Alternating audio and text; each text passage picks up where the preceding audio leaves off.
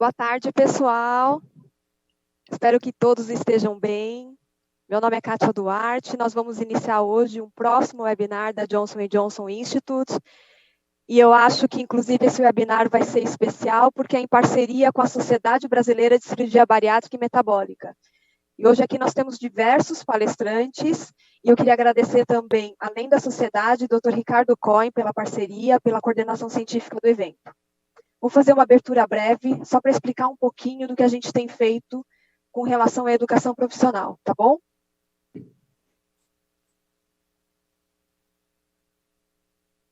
Passar um vídeo para vocês, que é um vídeo ilustrativo, que tem um overview, a gente consegue ter uma base de tudo que a gente tem feito ao redor com relação à nossa educação, com relação aos nossos speakers, com relação aos médicos, com relação ao próprio paciente.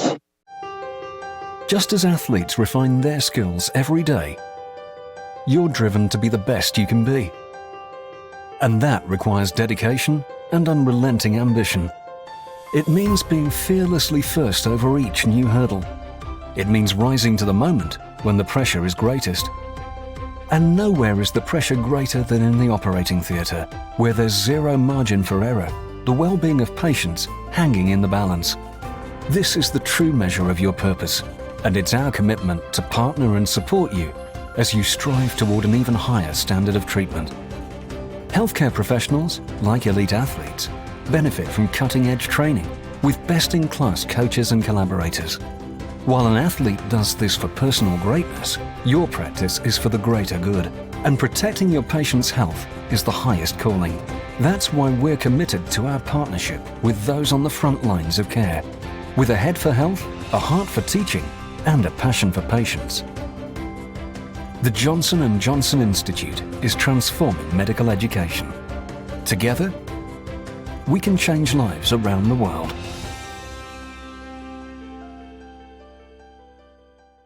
E se a gente for parar para analisar, a gente vê que as estatísticas são realmente surpreendentes, né? Os sistemas de saúde, eles enfrentam desafios e muitos pacientes não têm acesso a uma assistência médica adequada. A gente, nesse momento, inclusive, né, de pandemia, a gente percebe o quanto a gente tem de desigualdade ao acesso e os reflexos econômicos tornam-se ainda mais evidentes. A gente vê como exemplo tudo que a gente tem com relação à educação, né? 1/3 da carga global de enfermidades pode ser tratada cirurgicamente. E muitas vezes a gente não tem esse acesso, a gente não tem essa condição, e o paciente também acaba sendo a pessoa mais prejudicada no final dessa cadeia. Por isso que a nossa promessa é tornar-se o mais confiável parceiro educacional na área da saúde. Isso a gente tem feito e tem surtido efeito através dos 130 anos de treinamento seguro e eficaz, os 24 institutos em 5 continentes, mais de 1.000 módulos online que são disponibilizados no nosso site, as novas tecnologias, incluindo, inclusive, a realidade virtual, que já está presente, e hoje em dia também os treinamentos virtuais que nós temos feito, e a formação de mais de 210.000 profissionais na área da saúde, durante todo esse processo que a gente tem feito em parceria com algumas instituições e hoje, inclusive, com a Sociedade Brasileira de Cirurgia Bariátrica e Metabólica. Tá? Eu agradeço essa parceria, queria agora dar a palavra ao Dr. Marcos Leão. Boa tarde, Kátia, boa tarde a todos aí em casa. Eu que tenho que agradecer o privilégio de estar co-realizando junto com o Instituto Johnson & Johnson, com a maestria de Ricardo na coordenação desse evento. E a gente, mais uma vez, está discutindo aqui uma coisa tão relevante que é a interação da cirurgia metabólica, das doenças metabólicas, das doenças crônicas, com esse cenário de epidemia, de pandemia de Covid-19. Nunca é pouco a gente enfatizar a importância de todas essas doenças, né, doenças que são tão subestimadas, são tão subvalorizadas, mas que num cenário em que elas se mostram de uma forma tão gritante como parte importante nos desfechos mais cruéis da doença, a gente vê o quanto é importante a gente valorizar e tratar bem doenças como obesidade e diabetes. E queria, antes de passar a palavra para o Ricardo, agradecer a presença da doutora Luciana Monteiro, do Ministério da Saúde, que Ricardo mais adiante vai destacar, assim como o doutor Leonardo Emílio, do Conselho Federal de Medicina, o coordenador da Câmara Técnica de Cirurgia Bariátrica e Metabólica, que fez um trabalho brilhante aí também, junto com todos da Câmara Técnica, e também muito de perto com o apoio de Ricardo, criando rotinas e recomendações para, num momento adequado, a gente estabelecer priorizações compatíveis com a realidade do nosso país. Queria agradecer também ao Dr. Stefan Cunha, que é infectologista e que vai dar o contorno de tudo isso aqui, de toda essa epidemia que a gente está vivendo. E, finalmente, passar a palavra para Ricardo, e já, mais uma vez, não canso de parabenizar, ainda hoje eu estava lendo de novo o estudo dele, e o Ricardo, para quem não tem conhecimento ainda, publicou agora no dia 3 de junho, na JAMA Surgery, um dos 12 mais importantes, estou colocando no meio dos 12, mas o dele é um estudo que tem um impacto gigantesco, um estudo prospectivo, randomizado, dentro da melhor filosofia científica, dentro dos melhores protocolos, utilizando como um comparativo indivíduos submetidos ao melhor tratamento clínico com as classes de drogas mais modernas, avaliando exclusivamente pacientes com índice de massa corporal de 30 a 35 e mostrando, além dos desfechos secundários, que nós já tínhamos outros estudos mostrando, desfechos relacionados à glicemia, lípidos, etc., mas mostrando pela primeira vez no estudo randomizado dessa magnitude o impacto na remissão e no controle da doença renal precoce, evitando, com certeza, que muitos pacientes venham a desenvolver formas graves de nefropatia diabética e insuficiência renal crônica. O Ricardo mostrou isso no trabalho dele de forma brilhante. Recomendo a todos que leiam no JAMA Surgery, que foi publicado agora no dia 3 de junho. Ricardo, mais uma vez, obrigado e parabéns. Obrigado, Marcos, pelas palavras. Obrigado, Johnson, na figura da Kátia, que é realmente dedicada ao ensino de cirurgia bariátrica e metabólica do nosso país. O nosso programa hoje é um programa diferente. E, obviamente, obrigado, Marcão, Sociedade Brasileira de Cirurgia Bariátrica e Metabólica, onde eu tive o prazer e o orgulho de ser presidente em 2011 e 2012. É uma agenda um pouco diferente. Nós temos um infectologista, além de um infectologista brilhante do nosso hospital, do Hospital Alemão Oswaldo Cruz, ele vai nos mostrar, ele é autor de 2 livros, A História e Suas Epidemias e A História da Humanidade Contada pelo Vírus. Então ele tem um webinar completamente diferente do que nós estamos habituados a ver.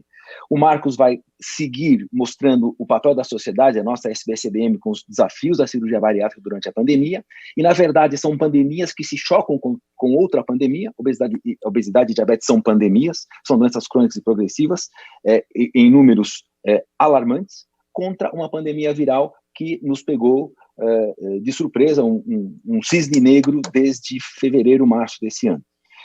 Depois a doutora Luciana Sardinha, que é coordenadora geral de vigilância de doenças e agravos não transmissíveis, vai nos mostrar como essas comorbidades prevêem as formas graves do Covid-19, e eu vou mostrar depois algumas coisas de por que a cirurgia bariátrica e metabólica ainda não é a operação de eleição para aqueles que são elegíveis, e finalmente o nosso amigo Leonardo Emílio, que o Marcão já apresentou, que é o nosso presidente da Câmara Técnica de Cirurgia Bariátrica e Metabólica do CFM.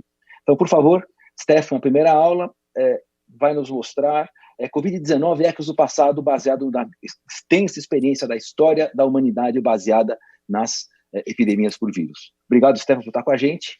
A palavra é sua. Bom, em primeiro lugar, eu agradeço muito o convite de vocês, de poder expor essa apresentação, e principalmente num assunto que eu gosto, que eu estudo, e assim por diante.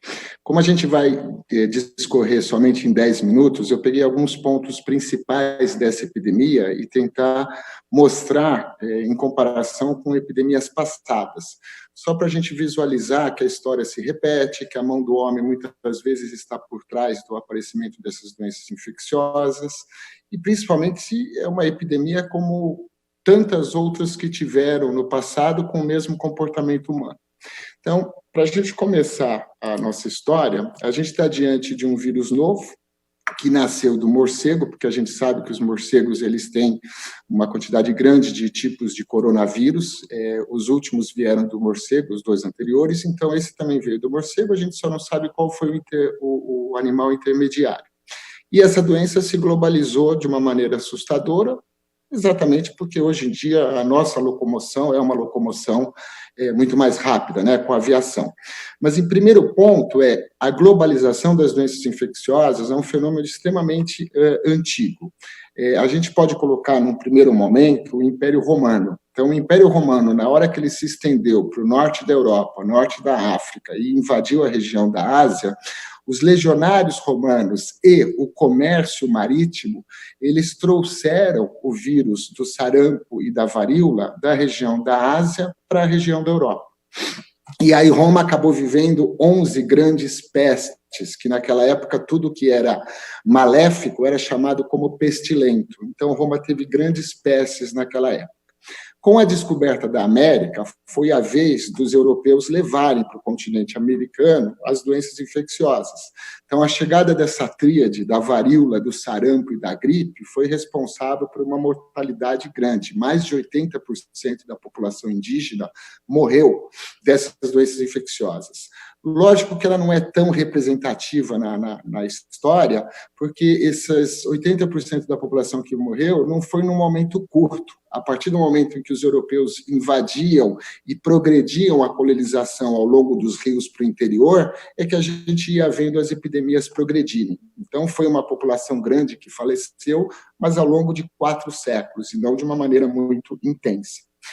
Só para lembrar que o Cortés conseguiu conquistar o Império Azteca com a ajuda da varíola. Então, a varíola entrou na cidade azteca, na região do México, em 1520, e com isso favoreceu a conquista, da mesma maneira que o sarampo e a varíola invadiram o povo inca e acabou se alastrando também pelo povoado inca. Então, eles contribuíram para isso. Quando a gente fala de globalização, a gente ainda vê algumas doenças africanas virem para a região das Américas, principalmente a febre amarela. Então, a febre amarela acabou vindo para a América pelo tráfico negreiro. Então, ela chegou na ilha de Barbados, que era uma colônia inglesa, em 1647. Lá ela se instalou, tinham os mosquitos, o vírus chegou por alguma doença de embarcação e acabou se instalando na ilha, e a ilha saltou em todas as ilhas do Caribe. Ficou uma doença presente no Caribe. Somente em 1849 é que embarcações do Caribe elas acabaram fazendo escalas em Salvador, Rio de Janeiro, Santos, porque essas embarcações elas agora contornavam a América do Sul para chegar na Califórnia, porque um ano antes eles tinham descoberto ouro na Califórnia. Então, foi assim que essas embarcações do Caribe, principalmente de Nova Orleans, trouxeram o vírus da febre amarela para as nossas cidades litorâneas. Então, a partir de 1849 é que a gente vive mesmo aquela história de todos os verões, a gente ter as epidemias de febre amarela. Uma história similar com a atual, né? No verão tinha uma proliferação dos mosquitos Aedes aegypti por causa das chuvas e epidemias de febre amarela. Hoje em dia a gente vê a mesma proliferação do Aedes aegypti, só que com as nossas epidemias de dengue. A gente está vivendo um momento único na história, que é a nossa quarentena, né? Uma quarentena, um isolamento social global, nunca vimos isso antes na história das epidemias, e essas quarentenas elas já são também antigas, esses isolamentos sociais. Então, o clássico é na Idade Média, com o aparecimento da grande peste negra, que ela acabou varrendo toda a Europa em 2 anos, e ela matou 1/3 de toda a população europeia somente em 2 anos, e ela era transmitida e disseminada pelas pulgas do rato, sem a população tomar o conhecimento. Isso em 1348. E o que acontecia naquela época? Nós tínhamos 2 grandes teorias. A primeira teoria, que era científica, era a dos miasmas. Então, se acreditava que os cadáveres, ou mesmo a própria doença, ela era dispersada no ar e a pessoa acabava inalando aquele ar venenoso. Então, os médicos, como essa gravura, eles usavam um roupão, um chapéu, e eles usavam uma espécie de máscara formada por couro. E nessa máscara, por que ela tinha esse bico de pato proeminente? Porque eles colocavam algodão embebido em alguma substância aromática na tentativa de evitar a entrada dos miasmas. E, da mesma maneira, nessa época, a população também tinha medo, né, desses gases venenosos. Então, elas ficavam em casa, trancadas em casa, com as janelas fechadas para não entrar esses gases venenosos. Elas usavam alho pendurado no pescoço, porque se acreditava que dispersava. Acendiam fogueiras nas esquinas das ruas para dispersar esses gases venenosos. O cadáver era colocado fora de casa para um órgão público vir e levar ele em carroças para fazer enterros em valas coletivas e assim por diante. E a gente vê o nascimento aqui da nossa quarentena mesmo, né, que nasceu em Veneza. Veneza definiu que toda embarcação que chegasse ficasse afastada por um número de dias. Se ninguém ficasse doente, essa embarcação podia aportar para fazer o trâmite comercial. Eles não sabiam quantos dias seriam esses, como era uma cidade eminentemente cristã, eles usaram as passagens bíblicas de 40 dias, 40 anos, e resolveram deixar 40 dias, por isso, da quarentena. Hoje em dia, a gente fala muito das favelas e das comunidades, que é o nosso medo da doença chegar nessas regiões por causa da disseminação. E as nossas favelas e comunidades da atualidade nada mais são do que as cidades industriais do século XIX. Naquela época, com a industrialização, a população rural migrou para as cidades, uma população depauperada, porque tinha trabalho infantil, as mulheres trabalhavam, todos trabalhavam mais do que 12 horas por dia, as mulheres trabalhavam mais do que 12 horas por dia, mais do que 14, porque o salário era menor, uma população depauperada, com pouca condição financeira, e eles acabavam morando em cômodos alugados. E para poder pagar o cômodo, eles dividiam com outras famílias. Então, era um aglomerado de população depauperada em que as doenças acabaram correndo de uma maneira absurda, as doenças respiratórias. Então, foi o século da tuberculose, da difteria, da coqueluche, da escarlatina e as epidemias de varíola e sarampo. Metade das crianças não chegavam até os 5 anos de idade.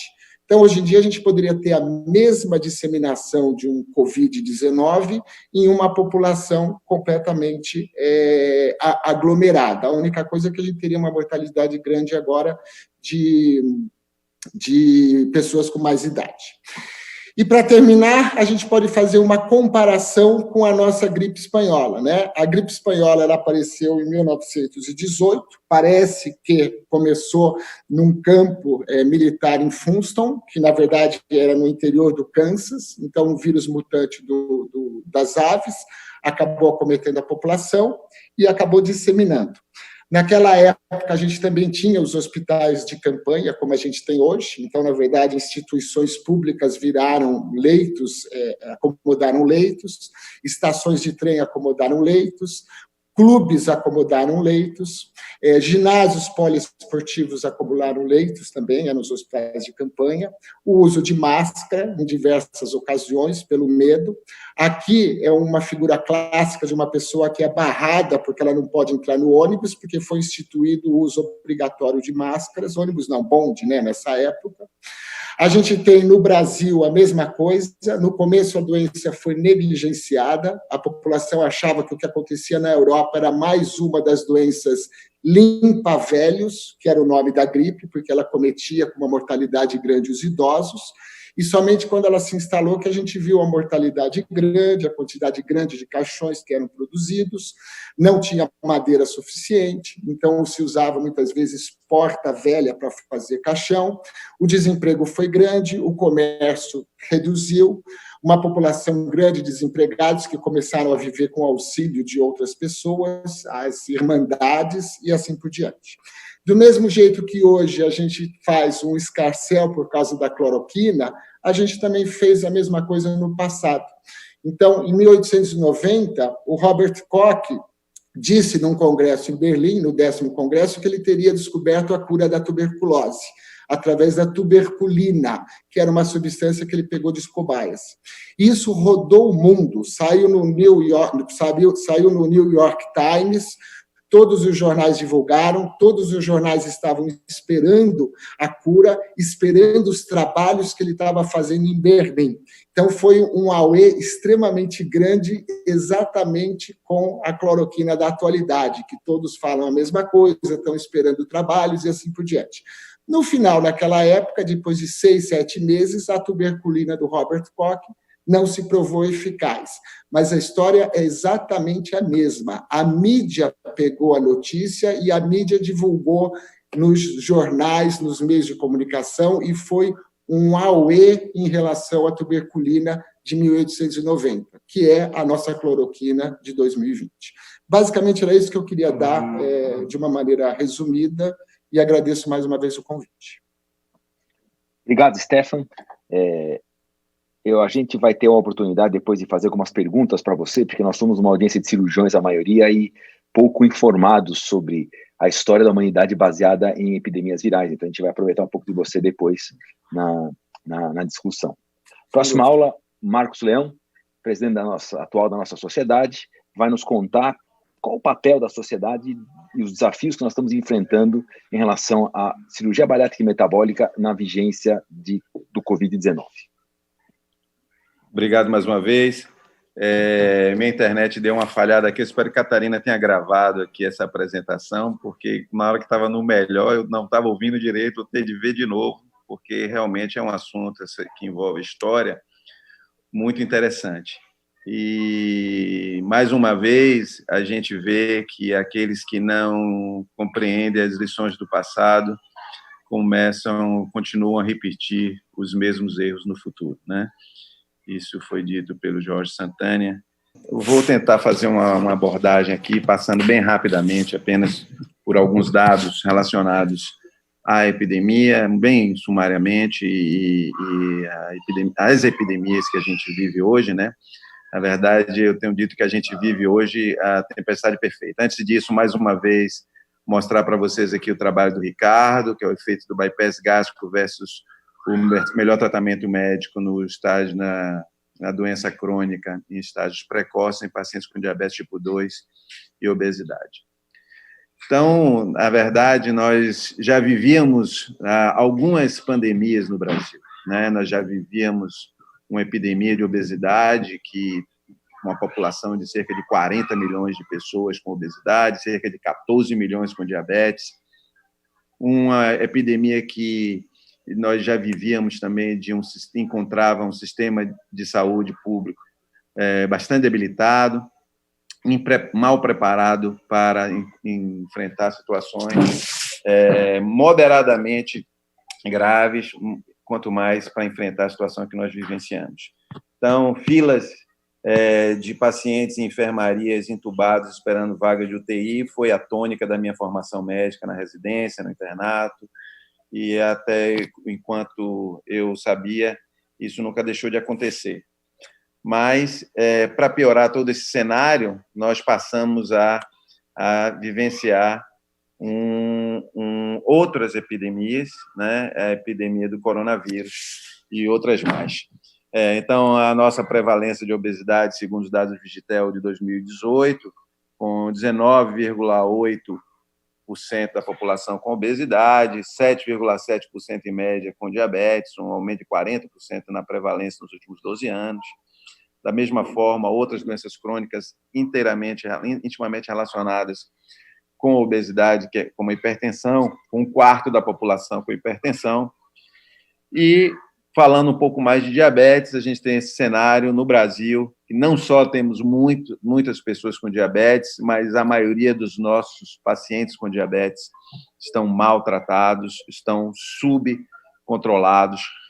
Vocês veem aí na região norte, 9 de hemoglobina glicada média, com 26% das pessoas apenas com controle da hemoglobina glicada abaixo de 7 entre os diabéticos de todos os tipos. Então, o cenário de diabetes, o cenário de obesidade, já era um cenário extremamente desfavorável em qualquer situação, responsável por uma infinidade de mortes. 6% das mortes que ocorrem no país hoje são relacionadas com diabetes tipo 2.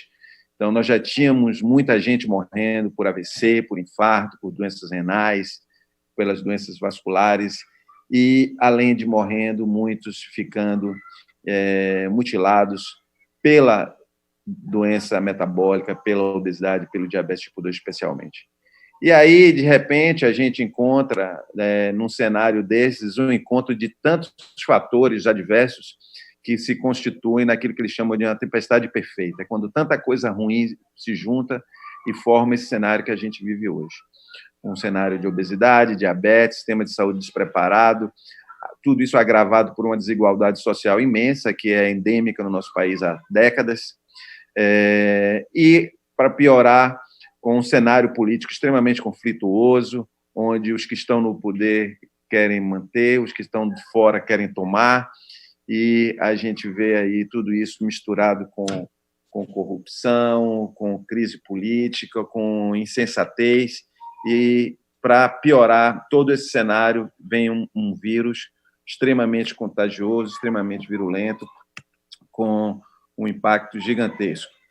E isso tudo junto com o preconceito de achar que a obesidade é uma doença moral, de achar que a cirurgia ou qualquer tratamento é uma bobagem, que as pessoas têm que fechar a boca e mudar os hábitos de vida apenas. E essa desinformação, esse preconceito, junto com tudo isso aí, gera pânico, e a gente vê o que é que está acontecendo hoje com o país. Apenas como introdução, isso tudo, não quero ficar aqui entrando nesse aspecto político. No mundo hoje, a gente tem aí mais de 8 milhões de pessoas, de casos confirmados de coronavírus, mais de 400 mil mortos por essa doença. O Brasil, muito enfatizado pela mídia, que mostra o Brasil ocupando o segundo lugar em número de casos, em número de mortes, mas não mostra que o Brasil é apenas o 18º em óbitos por milhão de habitantes, somos uma população com mais de 200 milhões de habitantes, nós temos 220 óbitos para cada milhão de habitantes, a despeito de toda a gravidade disso, sem querer minimizar nenhuma dessas, nós ainda não estamos naquele cenário tão alarmante como é alardeado pela mídia. O número de casos, nós somos o 25º em número de casos por milhão de habitantes, que eu não considero uma variável aceitável nem para a gente avaliar, uma vez que nós testamos muito pouco, né? Os estados, os municípios estão testando pouquíssimos casos, nós temos 8 mil casos por milhão de habitantes, somos mais de 100º em número de testes por milhão de habitantes. E esse é nosso cenário atualmente. Por semana epidemiológica, nós temos uma evolução do número de casos que vem progressivamente, a despeito de estarmos testando cada vez mais, o número de casos vem acelerando cada vez menos, então acredito que nós estamos aí chegando, ou já temos passado, estamos passando no máximo pelo pico dessa epidemia, os infectologistas e epidemiologistas podem falar melhor do que eu, e isso se mostra já na curva de óbitos semanais, onde na semana passada tivemos menos óbitos que na semana anterior. Isso, pelo menos, é um alento para que nós estejamos um pouco mais próximos do fim dessa história toda. Mas o que é importante a gente salientar aqui é que a obesidade e diabetes vem se mostrando, junto com a hipertensão, um fator de risco significativo para a mortalidade, para o desenvolvimento de formas graves da Covid-19. Vocês veem aqui no gráfico da esquerda que os pacientes com SARS-CoV têm um índice de massa corporal, a prevalência de obesidade deles é muito maior. Da mesma forma, no gráfico do meio aqui, a gente tem a distribuição de índice de massa corporal nos pacientes que necessitaram de ventilação mecânica. Vocês veem naqueles que precisaram de ventilação mecânica, tem muito mais obesos e muito mais obesos grau 2, obesos mais graves. Quanto maior a obesidade, maior a probabilidade de desenvolvimento de formas graves e maior a probabilidade de mortalidade. E no gráfico da direita, vocês veem aqui que 86% dos pacientes com mais de 35 internados requerendo ventilação mecânica.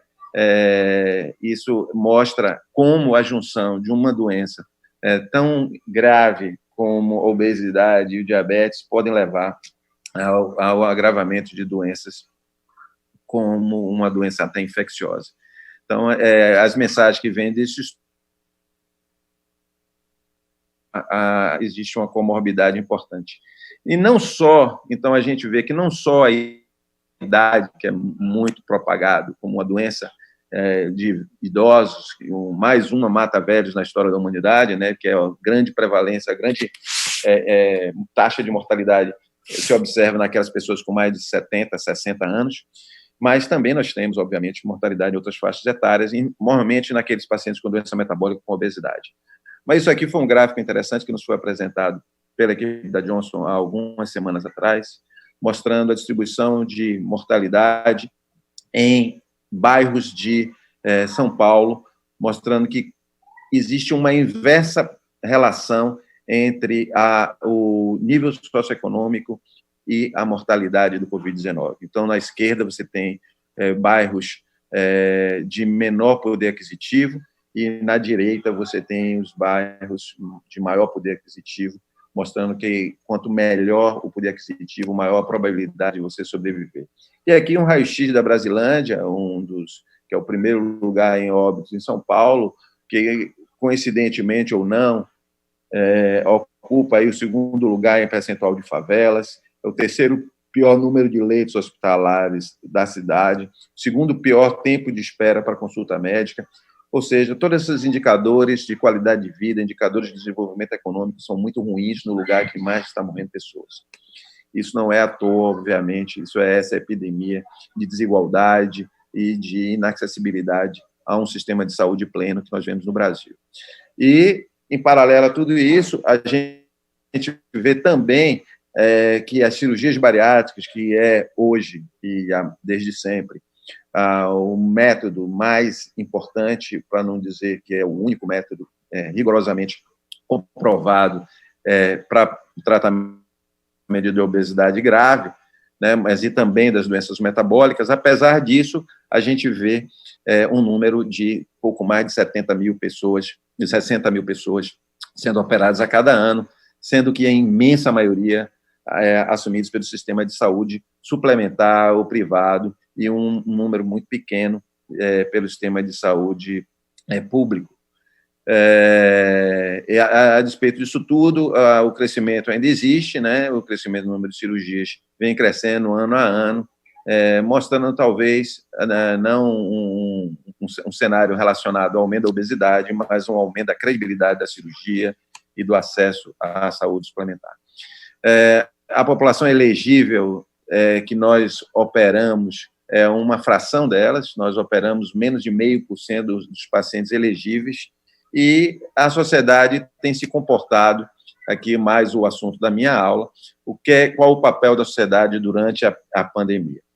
A sociedade, ela se preocupa muito em orientar o associado, orientar o membro da sociedade, que tem um pouco mais de 2.000 associados, a maioria deles cirurgiões, mas também de equipes multidisciplinares, de nutricionistas, psicólogos, fisioterapeutas, endocrinologistas, que compõem a massa da sociedade, a maioria de médicos, cirurgiões. E nós temos tentado passar as orientações de comportamento em relação à epidemia, dos riscos da obesidade e do diabetes, a segurança, né, do paciente bariátrico, não só a segurança na abordagem desse paciente, o momento de se abordar, mas também de importância do acompanhamento, utilização de ferramentas como a telemedicina, a priorização dos pacientes e as rotinas para se ter um bom recomeço ou uma boa cirurgia bariátrica dentro de critérios de segurança. Nós promovemos inúmeros webinários, participamos de inúmeros outros promovidos por várias instituições, entre eles o Colégio Brasileiro de Cirurgiões. Emitimos um posicionamento oficial da sociedade e respaldando as rotinas para a realização das cirurgias de uma forma segura, no momento adequado, quando apropriado, que veio logo seguido das recomendações do Conselho Federal de Medicina, que ampliaram e complementaram, trazendo uma noção ainda maior do modelo adequado. Nós temos um BariLive, que é uma das ferramentas que a gente se comunica não apenas com o médico, com o profissional de saúde, mas também com a população, transmitido semanalmente através do Facebook e do Instagram, onde nós atingimos aí dezenas de milhares de pessoas a cada transmissão. Da mesma forma, através das nossas mídias sociais, da nossa comunicação, temos feito uma infinidade de ações voltadas para a população, para informá-los a respeito da epidemia, a respeito da obesidade, como se comportar nesse cenário que nós estamos vivendo hoje. E, além de tudo isso, nós encontramos ainda um momento para nos solidarizarmos com o sofrimento de tantas pessoas, não apenas aquelas que estão passando pela doença, mas aqueles que estão passando pelas privações socioeconômicas determinadas pelo isolamento social. E fizemos ação social muito bonita, que eu quero mostrar para vocês. Então, esse foi a posição oficial da sociedade brasileira, que nós emitimos com uma série de recomendações, criamos um termo de consentimento informado em relação ao Covid-19, para que ficasse claro as responsabilidades de cada um e como isso deveria ser implementado. Eu não vou perder mais tempo aqui lendo todas as recomendações. Participamos de diversos webinários, eu, Ricardo e Léo participamos de diversos ao longo desses 3 meses aí envolvendo esses assuntos. Um deles, que foi muito interessante, que envolveu participação de profissionais da Agência Nacional de Saúde, ex-presidente da Sociedade Brasileira de Cardiologia, da Sociedade Brasileira de Diabetes, com a participação do ex-presidente do Colégio Americano de Endocrinologia, enfim, sobre doenças crônicas não transmissíveis e modelos de cuidados do paciente crônico e o impacto do Covid-19 nisso. Essa foi a campanha de solidariedade que eu tenho um grande orgulho de ter puxado, mas que foi feito por cada um dos médicos no Brasil, onde nós arrecadamos alimentos para distribuirmos com as populações mais carentes. O nosso Body Live, como vocês veem aqui, nós focamos muito na informação em relação à pandemia, não só em esclarecimento da importância de controlar, das medidas preventivas sanitárias, mas também de como fazer atividade física, de como controlar a dieta nesse período em que todos estão isolados. Essa foi uma das campanhas que nós fizemos aí, eu pratico saúde, para que cada um se estimule a fazer atividade física mesmo dentro de casa. Aqui à direita aqui nós temos o nosso tesoureiro, o doutor Alexandre Elias, que aí fazendo atividade física, comprando essa ideia. Aqui é um dos nossos cards aqui, falando da nossa campanha solidária, mais saúde, mais solidariedade.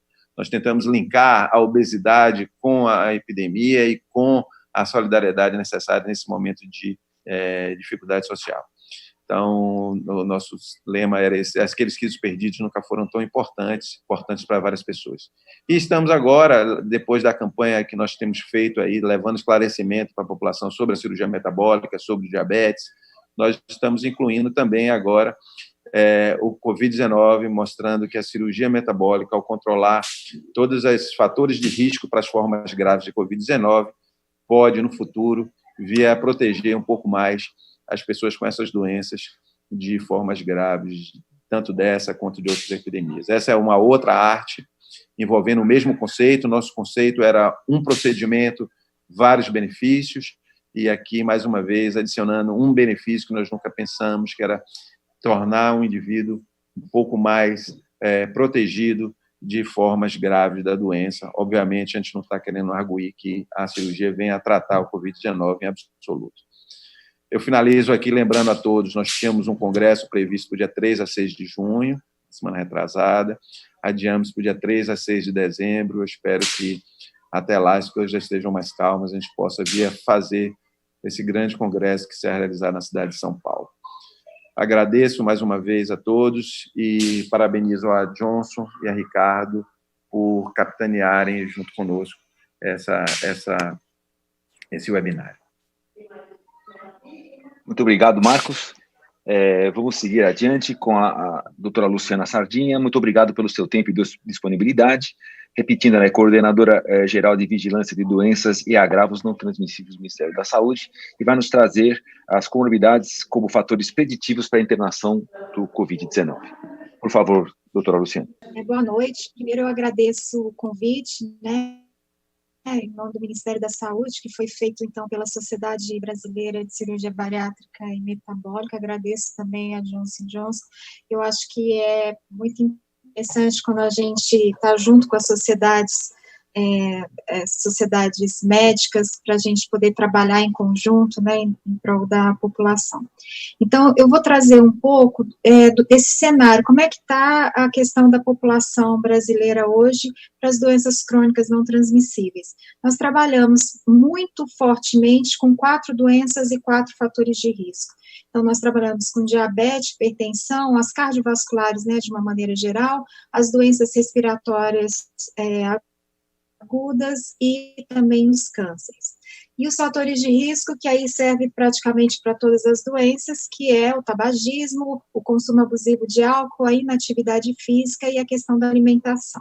Então, eu vou trazer alguns dados daquilo que a gente tem visto pelo Ministério da Saúde, que é um agravo, que traz um perigo a mais para, então, essa pandemia que a gente está vivendo. O doutor Marcos já mostrou alguns dados do Vigitel, eu só vou atualizar até 2019, mas vou passar rápido, e algumas informações, porque o que foi pedido, então, o que a gente podia fazer para impedir, o que a gente pode fazer para impedir, né, a questão das internações por Covid, pode passar. Aqui só para dizer, então, que no mundo a gente está vendo vários artigos dizendo, então, dessas doenças e dessas comorbidades, o quanto isso agrava, né, o Covid-19, então a gente já tem hoje uma vasta literatura falando sobre isso, pode passar. Pode passar, isso. E aí aqui tem o protocolo que foi, então, publicado pelo Ministério da Saúde sobre o manejo clínico do Covid-19. Ele foi feito, então, a nível nacional, então, como orientação. E aí aqui eu ponho só alguns pontos para destacar, então, que são fatores de risco que agravam, então, a questão do Covid-19, que são pessoas idosas acima de 60 anos, eu pensei algumas coisas aqui, mas mostra fortemente a questão da hipertensão, do diabetes e da obesidade, então está marcadinho de vermelho, entre outras coisas, mas a gente já vê no próprio protocolo o quanto é importante o enfoque nesses agravos. Pode passar.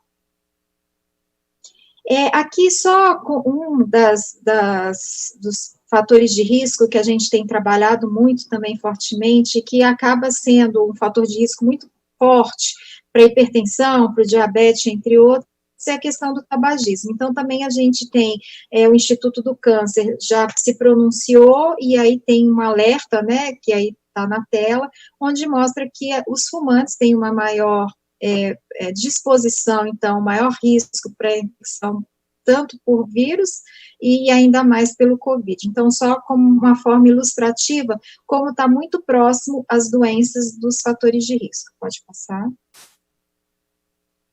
Aqui, o último boletim epidemiológico que foi divulgado pelo COI sobre o Covid-19, aliás, nesse momento deve estar tendo uma coletiva e deve estar sendo disponibilizado o 18, mas como só vai ser disponibilizado agora à noite, eu pus o 17, o que não alterou muito as informações.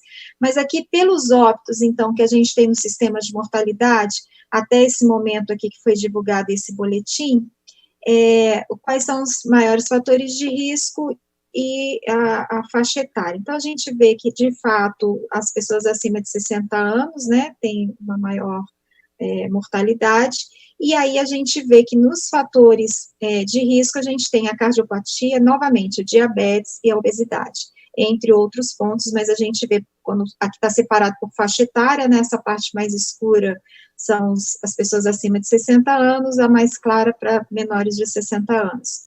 De qualquer forma, proporcionalmente, afeta as duas populações, diabetes e obesidade, como foi falado, então, pelo Dr. Marcos anteriormente. Pode passar. Aqui, só atualizando, então, os dados que já foram apresentados do Vigitel, então, é um inquérito que a gente faz por telefone desde 2006, né, 14 anos, bem consolidado, então a gente pode falar bastante de série histórica. Então, a hipertensão, ela se mantém estável, mas aqui a gente não está falando das pessoas que têm hipertensão no país, mas sim aqueles que têm acesso ao diagnóstico de hipertensão. Então, a gente não tem aí uma grande alteração ao longo do período, mas quando a gente vai aí para a população maior de 55 anos, aí a gente tem 45,2, quase 2 vezes mais do que a população com faixa etária de 18. E mais de 65 anos, a gente quase triplica, a gente vai para 59,3. Pode passar. Para diabetes, a gente vê que tem um aumento aí entre 2006 e 2019, nós temos um aumento aí de 35% nesse período, claro que afeta também muito mais as pessoas com mais idade, acima de 55 anos, chegando a 65 anos e mais, nós temos aí 23%, né, mais de 3 vezes do que a média da população nacional. Pode passar. A obesidade, então, não é um fato novo, né, para vocês que estão aqui nos ouvindo. A gente teve um aumento nesse período de 72%, é uma pandemia, sim, como foi dito, né, desde o início. A gente tem uma pandemia e que muitas vezes não se dá a devida importância, né, o quanto isso tem afetado a nossa população e as decorrências disso. Mesmo quando a gente, olhando como doença, olhando como fator de risco, a gente tem a mesma gravidade, e aí também está dispersa em todas as faixas etárias, então também acima, as pessoas com o aumento da idade, vai aumentando, então, essa obesidade. Tanto para homens quanto para mulheres, o crescimento é enorme. Pode passar. O tabagismo, a gente tem uma política de sucesso no Brasil, né, contra o tabagismo. Nós declinamos bastante, nós tivemos uma redução aí importante, né, nesse período de quase 38%, mas agora nos chama a atenção, se vocês observarem nos últimos anos, já há uma estabilidade da curva, e a gente já tem observado que tem uma tendência aí de aumento para algumas faixas etárias, algumas faixas de escolaridade, e aí pode ser muito em decorrência desses novos dispositivos, né, do tabaco, que não é mais só o tabaco fumado, a gente tem já outros dispositivos no mercado. Então, já é um alerta, e o quanto isso influencia também toda a questão da saúde. Pode passar. E aí, como uma pergunta, né, que foi feita para a gente estar conversando aqui, como é que a gente pode intervir, né, para não ter essas internações no COVID, uma vez, né, que essas pessoas venham ter, enfim, contato e venham ter esse diagnóstico. E aí nós fizemos recentemente 2 ondas do Vigitel, aproveitamos o Vigitel, toda a metodologia dele, e fizemos uma avaliação, então, relacionada ao COVID-19. Pode passar. Então, como é que a gente pode evitar essas internações? Então, aqui só falando da metodologia, foram 2.000 entrevistas, nós só temos representatividade por região, nós não chegamos a estado, nem as capitais, 2 ciclos, um no início de abril, o segundo já final de abril, começo de maio, e a gente queria ver esses comportamentos de risco e proteção para o COVID. Pode passar. E aí, aqui, alguns resultados que eu achei importante trazer, a gente tem alguns outros, mas aqui, por exemplo, higienizar as mãos e as coisas que são tocadas, porque isso é o que mais tem sido falado e recorrente, né? Então, isso, com essa simples hábito, você já poderia evitar essa internação uma vez que tem o diagnóstico. A gente observou que as mulheres têm essa prática um pouco maior que os homens, mas não é significativo. Na primeira onda chegou a 82,7%, na segunda onda 84,6%, mas a gente ainda vê aí uma parcela de 15% da população que não está com esse hábito, em média. Então, teve um crescimento, mas não é tão significativo. Pode passar. Pode passar, isso. Aqui algumas outras informações, tanto no primeiro quanto no segundo, e aí eu acabei pondo só do primeiro, porque ele se repete praticamente a mesma coisa. As práticas recomendadas, porque elas são muito maiores que só lavar a mão, né? Então, a gente fez a pergunta nos 15 dias antes, né, daquele dia que você estava sendo entrevistado. E aí você praticou isolamento social, você teve distanciamento das pessoas que tiveram sintomas da doença, a questão da higienização regular das mãos e dos objetos de uso frequente, ter evitado tocar nos olhos, nariz e boca, que a gente fala que é o protocolo, né, de saúde, e contato com superfícies, pessoas que tiveram essas práticas recomendadas de etiqueta respiratória. E aí a gente observou que para país, quando a gente fala de Brasil, só 36,7% estavam fazendo todas essas práticas. Então, daqueles que venham a ter o contato e o diagnóstico de COVID, 36,7% só que tiveram todas essas práticas recomendadas. Então, muito provavelmente tem um agravamento aí, pode chegar à internação. E a questão do isolamento social, que estava numa média de 90,9%, no segundo ciclo ficou 89,8%, então quase praticamente a mesma coisa. Então, ainda 10% da população não estavam praticando isolamento social. Pode passar. O próximo slide, ele fala uma coisa que eu acho importante, quando a gente está falando de isolamento social, dessa pandemia, né, dessa forma de contágio tão rápido, foi perguntado, aquelas pessoas que estavam sendo, então, entrevistadas, você precisou sair de casa pelo menos uma vez na última semana? E aí, 87,2%, quase 90% da população falou, sim, eu precisei sair pelo menos uma vez. E aí, quando a gente vai ver os motivos, comprar alimento, trabalhar, procurar serviço de saúde ou farmácia, mas chama muita atenção que 20,5% relata que saiu de casa porque estava entediado ou cansado de ficar em casa. Então, isso é uma informação importante para ser trabalhada, porque a gente sabe que isso traz um agravamento, traz uma maior transmissão, e as pessoas, de fato, né, começaram a cansar de ficar em casa e começaram a sair simplesmente porque estavam entediadas ou cansadas. Então, isso é uma informação importante. Entre outras coisas, prestar ajuda familiar, visitar familiar, fazer prática de atividade física, entre outros. Pode passar. E aí, aqui, né, naquele protocolo que eu comecei mostrando, o que a gente pode fazer, então, para diminuir ou evitar, né, essas internações por Covid? É a prevenção sempre é a melhor solução, né? E aí, aqui estão, então, os protocolos de higiene, que tem que lavar a mão, tossir, espirrar, né, cobrir o nariz, e aqui todos que vocês depois podem ter acesso à apresentação de uma maneira mais calma e ler cada um dos pontos. Mas, então, respondendo a pergunta, é a prevenção, né, o que a gente pode fazer diante de um quadro tão difícil de pandemia, e que a gente vê que a população, a nível nacional, tem comorbidades, a obesidade está aumentando, a diabetes está aumentando, e junto com isso outras doenças e agravos, então a gente precisa se cuidar, né, esse é o recado. Eu acho que essa é a última lâmina. Esse aqui é só alguns dados sobre alimentação saudável, que também é sempre importante, né, que algumas coisas que o Ministério da Saúde está fazendo, um acordo com a indústria na redução de açúcar, né, e a intenção é reduzir 144 mil toneladas até 22, participando de agendas internacionais na questão da rotulagem nutricional, mas todos esses fatos aqui são no foco da prevenção, da promoção da saúde, mas que a gente tem que ter prevenção como um todo, e aqui eu pus só essas ações muito específicas da área de alimentação, porque tem uma relação importante com a obesidade. Eu acho que é isso, fico à disposição e agradeço mais uma vez a oportunidade.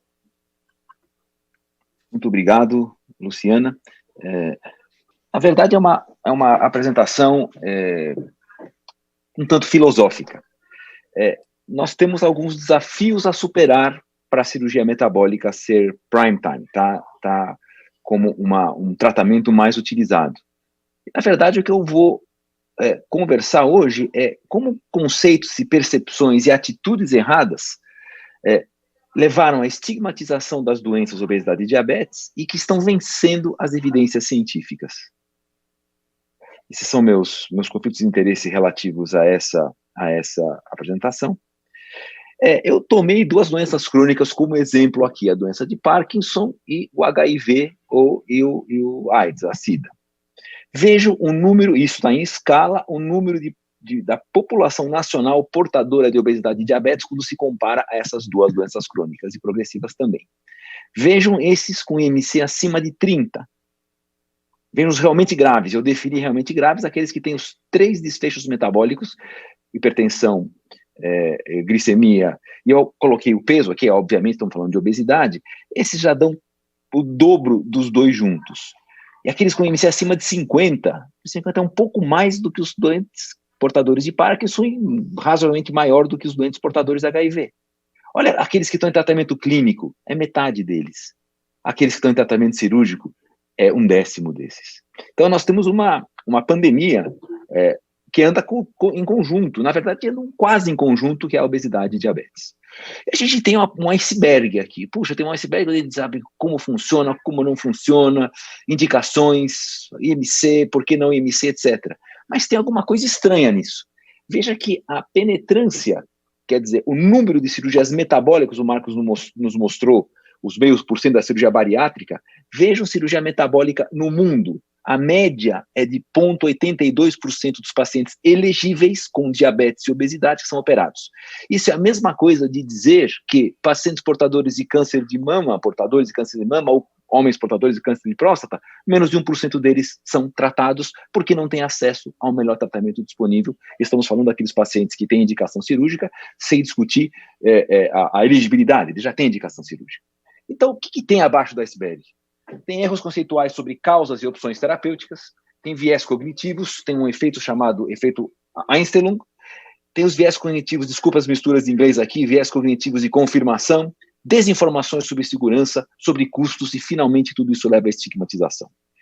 Nós temos que vender uma ideia diferente, porque existe uma miopia aqui. Cirurgia bariátrica e cirurgia metabólica são intervenções, podem ser semelhantes tecnicamente, como a aspirina pode ser usada como antitérmico e como antiagregante plaquetário, a cirurgia pode ter indicações diferentes. Vamos tomar um exemplo de vencedores, a Pharma. A mesma injeção de liraglutida chama-se Victoza, e é para o diabetes, liraglutida. A mesma liraglutida com uma dose maior, é a mesma, a caneta é até muito parecida, né? Se não igual, é para obesidade, tem um nome diferente chamado Saxenda. Tem uma razão para isso, porque as indicações da medicação são diferentes, apesar de ser a mesma indicação. Então a nossa miopia tem que começar a desaparecer e mostrar que quando indicamos a operação para o diabetes, para a remissão do diabetes, com ou sem o tratamento clínico associado, nós temos que utilizá-la de forma adequada. Vou fazer algumas provocações aqui. Eu disse para vocês que é um pouco mais filosófico, tem um pouco de ciência, mas muito filosofia. Como podemos ser sadiamente provocativos? O efeito Einstein é um efeito conhecido entre os psicólogos comportamentais, que são aqueles que nós todos temos esse efeito. Nós temos raciocínios mecanizados. Nós temos um desafio. Como é que a gente vai resolver o desafio? A gente já resolvemos assim, desse jeito. Mas tem outro jeito. Não. Vamos no mesmo. Então a gente acaba, o efeito Einstein, na verdade, ele desencoraja a criatividade e a inovação, porque nós, seres humanos, sofremos de viés de confirmação.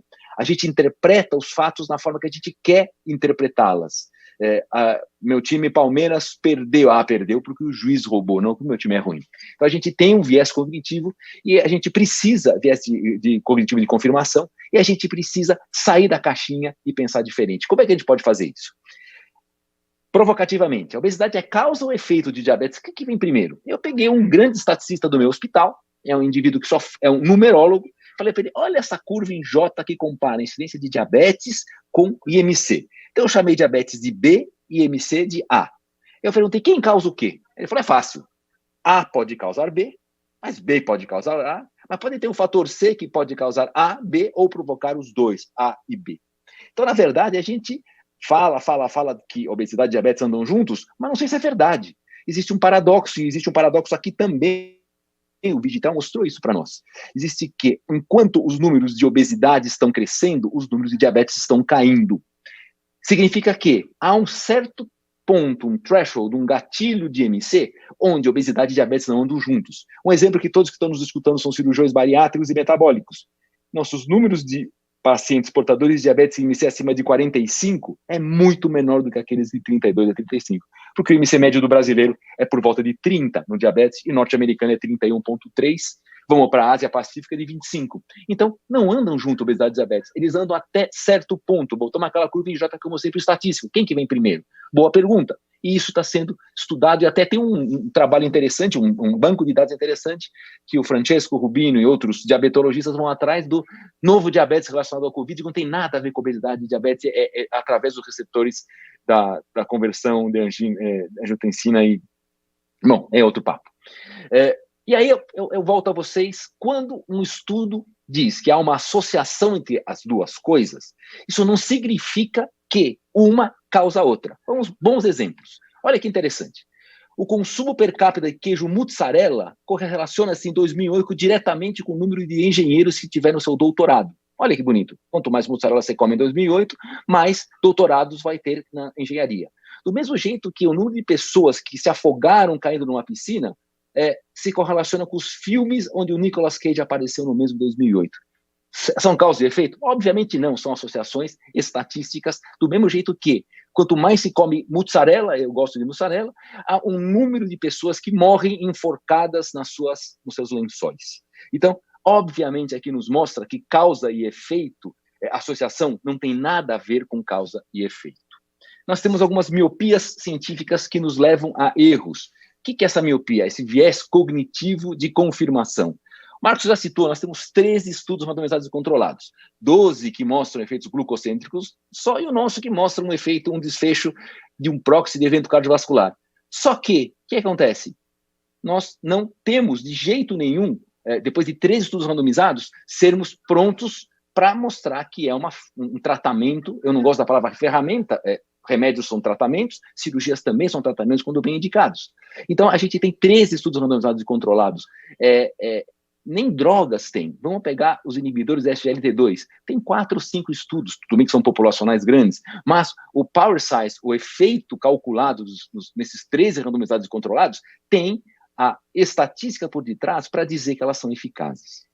Isso também leva a um erro conceitual contra a definição do que é prevenção da obesidade e diabetes, do que é tratamento da obesidade e diabetes, que vocês têm que convir comigo que são diferentes. Se vir um paciente ao meu consultório, não, mas de um oncologista, com câncer de pulmão, e ele entra fumando. Se eu solicitar ao paciente, pare de fumar, o câncer vai embora? Obviamente não.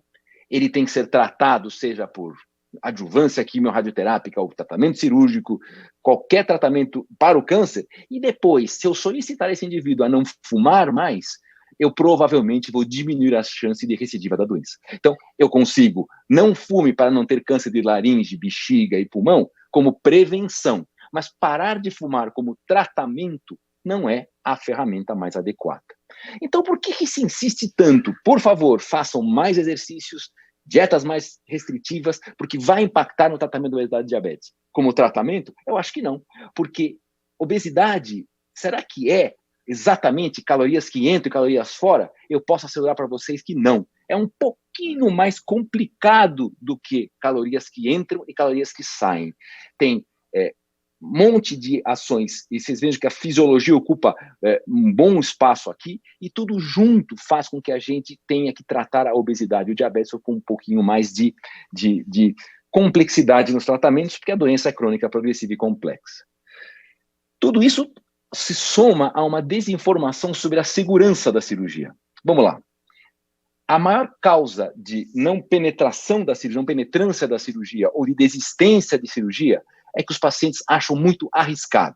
Então, veja, cirurgia bariátrica e metabólica, meu Deus, é muito arriscada, cuidado, fístulas, morte.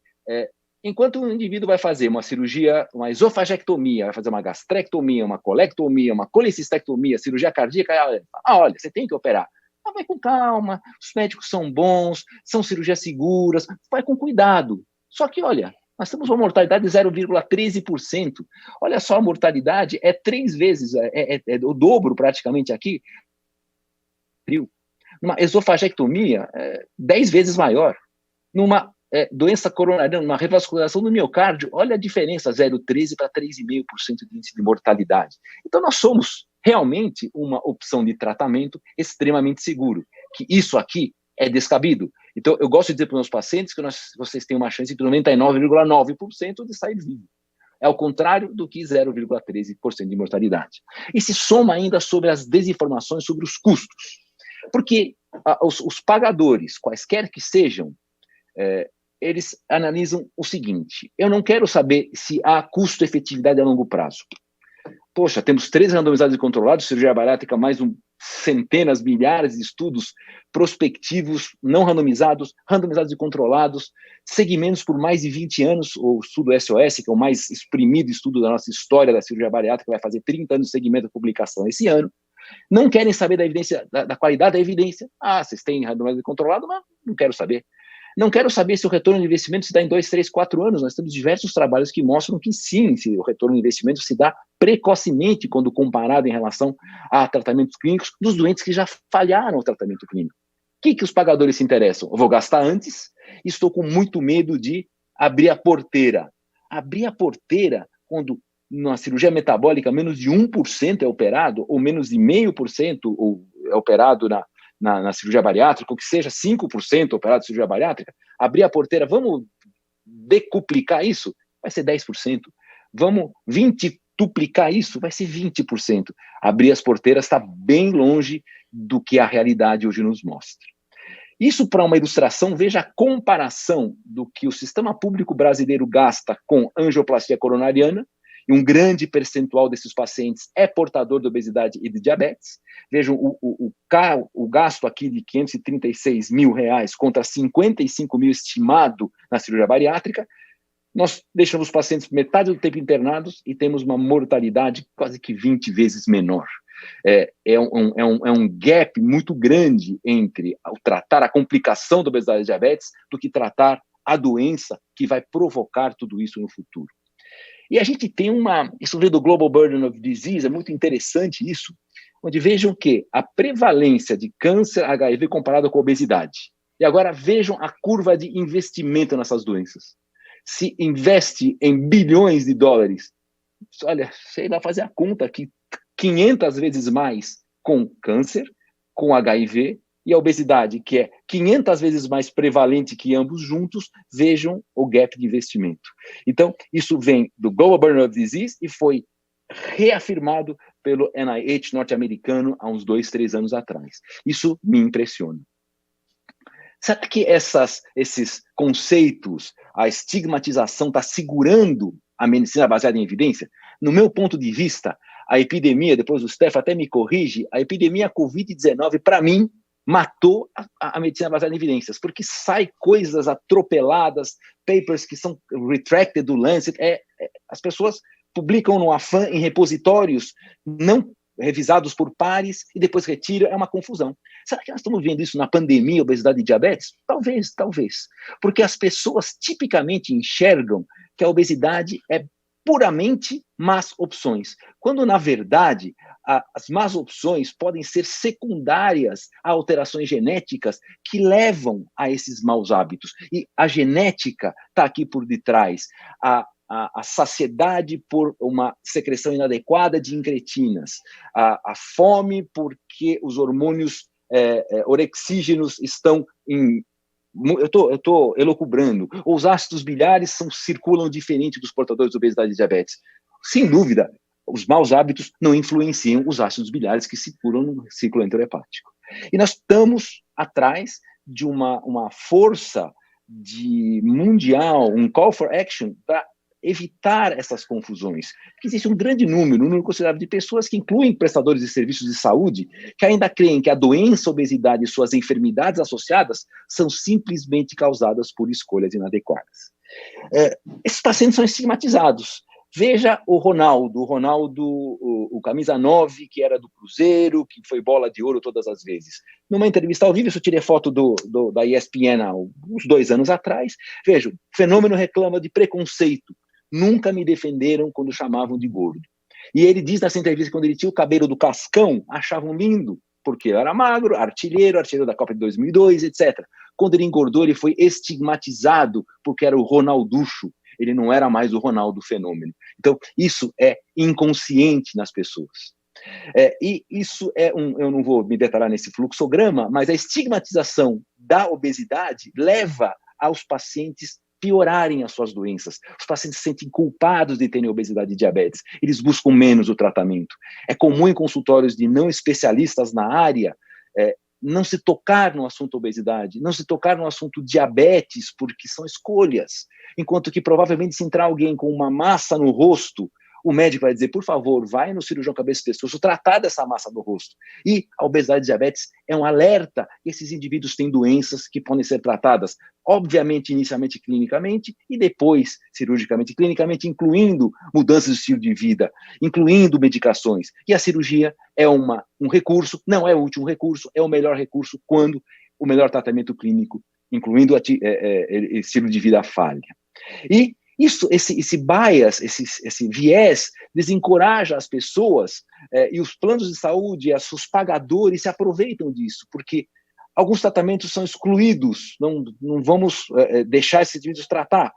Existem problemas de reembolso e, fundamentalmente, o que me deixa preocupado é que as complicações da obesidade, diálise por nefropatia diabética, stents coronarianos por diabetes e obesidade, retinopatia e fulguração a laser da retina, isso é coberto sem questionamento. Enquanto nós, quando indicamos a cirurgia, o endocrinologista indica a cirurgia bariátrica e metabólica, é uma aventura interminável até que se faça o escrutínio da indicação. Enquanto o indivíduo tem a indicação do stent, ele vai para a hemodinâmica e põe seu stent e ponto final. O que nós podemos fazer finalmente?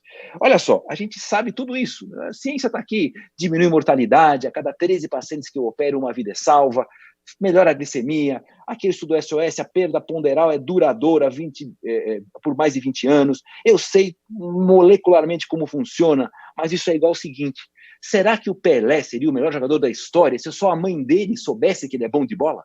Então, claro que não. Provavelmente a mãe e o pai, o pai dele mostrou para alguém, esse cara joga a bola bem, ele foi para o Santos e foi considerado o maior jogador de futebol do mundo, porque não só o pai e a mãe sabiam que ele jogava bola, o mundo reconheceu, porque foi mostrado ao mundo que realmente o cara era bom de bola. E isso nos faz pensar, eu já estou preparando o que o Léo vai nos mostrar, que a cirurgia bariátrica e metabólica é considerada por nossos pares como uma cirurgia eletiva que pode ser deixada para lá porque são cirurgias estéticas comparadas à troca de próteses articulares, vasectomia, ligaduras tubárias. Meu Deus, nós prevenimos alguns cânceres, nós diminuímos a incidência de eventos cardiovasculares, nós botamos doença diabética inicial em remissão, temos controle glicêmico. Não é bem assim, né? A gente não é uma cirurgia não essencial. Por que isso? Porque essa oportunidade que nós temos da pandemia, em toda crise surge uma chance de oportunidade. Num funil onde tem as cirurgias sendo disputadas, e a gente tem tudo o que eu falei até hoje, até agora para vocês, solução radical, última solução, nós temos um muro a enfrentar. Vamos aproveitar. Então, a oportunidade de mostrar que a cirurgia bariátrica e metabólica são tratamentos eficazes para a obesidade e todas as suas doenças associadas. Diminui a mortalidade cardiovascular em qualquer causa. Mostrei que são seguras. Eu não tenho tempo aqui, mas são tão seguras quanto uma colecistectomia. E ninguém pergunta no consultório do cirurgião geral se vou morrer depois de uma colecistectomia. E a gente tem estudos muito interessantes. A Gertrude Mingroni, que é uma endocrinologista que estuda muito função imunológica, está publicando Nature amanhã, segunda-feira, dia 22, que as células natural killers no 4º, 5º dia de pós-operatório já estão em circulação melhores do que no pré-operatório, fornecendo imunidade celular aos pacientes portadores de obesidade e diabetes, deixando-os menos sensíveis à forma grave do Covid-19. E a gente precisa mostrar que temos eficácia e, às vezes, ela é tempo dependente. O indivíduo com insuficiência cardíaca grave, diabetes, usuário de insulina, a insulina isoladamente é preditor de mortalidade. Então, eu tenho que priorizar os pacientes mais graves e mostrar para os nossos pares, para o público em geral, que esses pacientes têm que ser priorizados porque a cirurgia, às vezes, pode salvar vidas. E não somos cirurgias opcionais, porque se nós priorizarmos indivíduos que não são um MC de 38 com dor nas costas, e eu vou competir com câncer de próstata, eu sou sendo antiético em dizer que nós temos o mesmo grau de priorização. Agora, se eu tenho um indivíduo de 53 de IMC, diabetes usuário de 100 unidades de insulina Lantus, esse indivíduo tem muito maior chance de mortalidade precoce do que um câncer de próstata. Então, a gente tem que mostrar para onde estamos. Para isso, eu me incluo nesse grupo. Nós publicamos o Lancet há 2 meses atrás, a priorização que nós pensamos, e o Léo vai nos mostrar, de como a gente, além de favorecer os doentes que mais necessitam, como a gente mostra que a cirurgia bariátrica e metabólica tem seu papel e deve ser colocada em muitas circunstâncias como cirurgias fundamentais ou essenciais. As ações que nós temos que ter é ser objetivos, e a sociedade está fazendo isso. O Caetano começou e o Marcos expandiu essa conscientização. Temos que acabar com os vieses cognitivos de confirmação, tirar a estigmatização dos pacientes portadores de obesidade e diabetes. Vejam que eu não falei em nenhum momento obesos ou diabéticos, nós não chamamos os portadores de câncer de cancerosos, nem os portadores de HIV de aidéticos, e sim os chamamos de portadores de HIV e portadores de câncer. E nós chamamos os pacientes de doenças portadores de, não damos o adjetivo a eles, são portadores de obesidade, portadores de diabetes. Disseminar e compreender que eles têm uma doença. Às vezes os próprios pacientes acham, são culpados, eles são carimbados disso. E nossa missão, e o Marcos está fazendo isso brilhantemente, é educar, para a gente cuidar dos nossos pacientes, porque é a hora de mudar. Vamos aproveitar a pandemia, o que nós vimos na última apresentação. Nós temos que cuidar da pandemia, obesidade e diabetes, porque ela vai ficar, a outra vai se atenuar, mas a obesidade e diabetes vai crescer e vai ficar. Nós, juntos com o tratamento clínico, temos que disseminar esse conhecimento e acabar com a estigmatização dessas doenças devastadoras. Muito obrigado. Já passo a palavra ao Léo. O Léo é nosso amigo, cirurgião também. Ele é coordenador da Câmara Técnica de Cirurgia Bariátrica e Metabólica do Conselho Federal de Medicina e vai nos falar o que o CFM fez. Marcos, eu ajudamos nisso. O que ele fez para mostrar a importância da nossa cirurgia bariátrica e metabólica e como voltar numa pandemia. Obrigado, Léo, pela presença. Obrigado a vocês. Eu queria agradecer a Johnson, Ricardo, Marcão. Estou adorando. Desculpa, eu entrei um pouquinho atrasado. Eu estava aqui, está flexibilizado, então está podendo operar. Então eu estava ajudando um colega numa emergência e acabei atrasando, mas eu consegui pegar a apresentação de todos aí.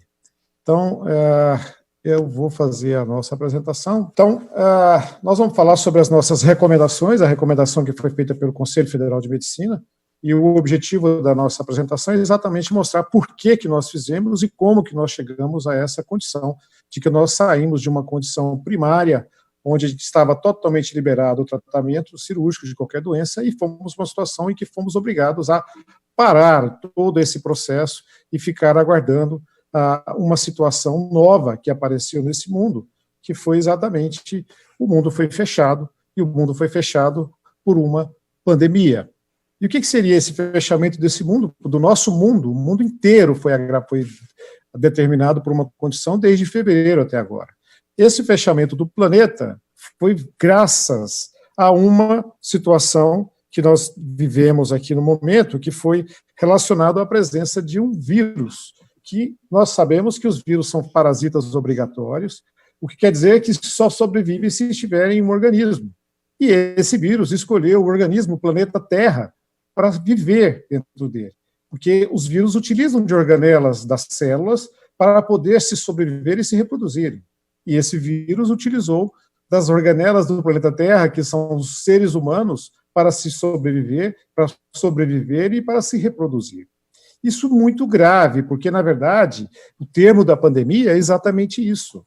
Nós passamos a ser um organismo, né, que foi comido, entre aspas, que foi absorvido por um vírus em todo o planeta.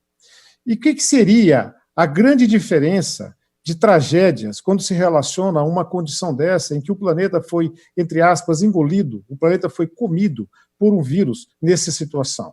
Muito se compara o vírus a grandes alterações da Terra, grandes alterações do planeta, que é uma alteração natural do planeta, a presença do vírus, como um tsunami que poderia ter estourado sobre o planeta, sobre guerras, sobre terremotos, maremotos. Então, isso é uma realidade? Sim, isso é uma realidade. Na verdade, são catástrofes planetárias, só que o vírus, ele pegou uma proporção planetária, pegou todo o planeta Terra. Geralmente, quando nós temos uma guerra, exceto as guerras mundiais, e mesmo assim são focos mais de destruição, o vírus destruiu o nosso planeta, entre aspas, nesse sentido. E qual que seria a grande diferença entre as tragédias naturais e relacionadas às tragédias naturais, as guerras, as grandes guerras, e essa nova situação que nós estamos vivendo de ser englobado por um vírus no nosso planeta? A diferença, essencialmente, é a destruição material. A condição do vírus não causa uma destruição material. a destruição das guerras, as destruições dos maremotos, as destruições das grandes tragédias, elas têm uma destruição material muito grande, além de associação de mortes de seres humanos. Porém, o vírus, ele tem pura e simplesmente uma ação sobre nós, seres humanos. Não existe uma destruição física, não existe destruição de prédios, de monumentos, nada. Somos nós, os seres humanos, que somos assim, destruídos por essa condição. Comparando com imagens impactantes aqui de guerras e com a nossa guerra atual, de um paciente deitado no UTI, todo mundo se paramentado de EPI, através de condições em que o sofrimento do ser humano é a essência de ambas as condições que são relacionadas à biologia de um vírus e as condições relacionadas a biologias de loucos, de malucos, que fizeram grandes guerras no nosso planeta. E aí nós temos aqui grandes diferenças, sem querer alguma apologia ou ideologia, a gente trocou algumas condições relacionadas de confinamento. Na foto superior, a gente tinha confinamentos onde o agente agressor, onde o vírus, onde o grande inimigo fazia o confinamento para que as pessoas morressem. E nós mudamos hoje nós estamos fazendo um confinamento para que nós saíssem dessa condição de morte. Então, a sobrevivência ela foi instituída por um grande confinamento mundial, diferente quando era na guerra. Quando você ia para esse confinamento, seguramente você iria para a morte. Hoje, não. Hoje, o nosso confinamento é para preservar a vida, para que esse inimigo que está aí fora e que comeu o planeta Terra não nos consuma e faça com que haja sua replicação dentro das micro-organelas desse nosso planeta, que somos nós, seres humanos, através dessa onda devastadora de destruição que foi sobre o nosso país, sobre os seres humanos do nosso país. Então, o que é a grande diferença é que ambos, primeiramente, são destruidores de vidas humanas, porém, o vírus, ele fixa especificamente em vidas humanas e esquece as condições materiais. Isso é muito importante, porque em face à destruição, face a uma destruição de vidas humanas, as emergências passaram a ser as únicas possibilidades de tratamento em instituições de saúde. Porque se são vidas humanas que estão sendo destruídas, que se nós somos as organelas desse grande vírus que englobou o nosso planeta, essas pessoas que foram englobadas nessa guerra contra esse vírus são as prioridades número 1. Seguidas por quem? Pelas emergências, porque as emergências não param. Ainda associada nesse nosso planeta, nós ainda temos a ação desse vírus destruindo toda a população do mundo, grande parte da população, não toda, mas grande parte da população do mundo, as emergências continuam acontecendo. E nesse momento onde as emergências continuavam acontecendo, todas as cirurgias eletivas pararam. E era monumental e importância que isso fosse uma verdade, e foi uma verdade.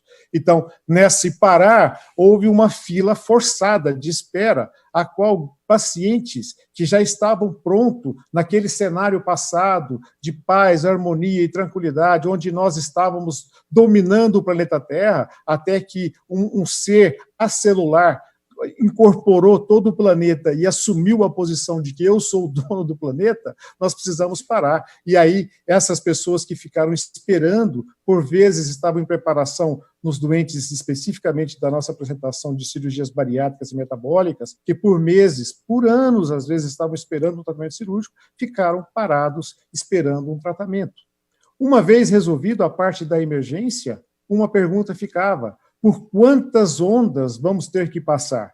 Por quantas ondas de infecção e de contaminação nós vamos ter que passar para que esses pacientes, que são pacientes eletivos, que estavam na fila aptos a serem operados, esperando por vezes, quantas ondas nós vamos ter que esperar para que esses doentes possam ser operados? E em face a esse questionamento e essa dúvida que foi gerada por quantas ondas nós precisávamos passar, foi proposto pela Câmara Técnica do Conselho Federal de Medicina de Cirurgia Bariátrica e Metabólica a recomendação para que você pudesse disponibilizando a realização de cirurgias eletivas, bariátricas e metabólicas no período de pandemia da Covid-19. Então, a Câmara Técnica, que é um braço acessório, que é um assessor da plenária do Conselho Federal de Medicina, elaborou um documento, e aqui eu quero agradecer, né, a toda a Câmara Técnica, aqui em especial, e eu queria agradecer a Câmara Técnica na presença aqui do Ricardo Cohen e do Marcos Vilas Boas, que foram pessoas espetaculares e muito importantes na elaboração desse documento, e nós fizemos as recomendações. Aí as pessoas falam, mas vocês fizeram uma nova resolução do Conselho Federal de Medicina? Não, é completamente diferente. Nós já temos as nossas resoluções, nós temos duas resoluções as quais nós somos aptos a operar doentes graves. Nós não operamos qualquer obeso, nós não operamos qualquer doente, nós operamos doentes graves. E essas resoluções são extremamente rígidas, tanto a de 2015, que versa sobre, onde está todas as classificações dos doentes obesos em geral, e a de 2017, onde elenca toda a indicação para os doentes metabólicos, classifica os doentes já como os doentes graves. São doentes que têm um risco de vida inerente à doença da obesidade e às suas comorbidades, e em especial as doenças metabólicas e principalmente ao diabetes. Então, qual que seria a grande diferença? Primeiro, as resoluções são documentos que têm uma condição de coercitiva, ela é impositiva, ela é uma lei. Então, as nossas resoluções que nós temos aqui, que são colocadas de 2015 e 2017, elas são a nossa lei, que regem a cirurgia, e elas não mudaram. Elas vão continuar até que se permita ou até que se haja necessidade de uma nova resolução. Então, de uma forma coercitiva e impositiva, nós não mudamos em nada. O que nós fizemos? Diante dessa condição, por quantas ondas nós vamos passar ainda à frente? O que eu quero dizer por quantas ondas? Quanto tempo vai durar essa questão?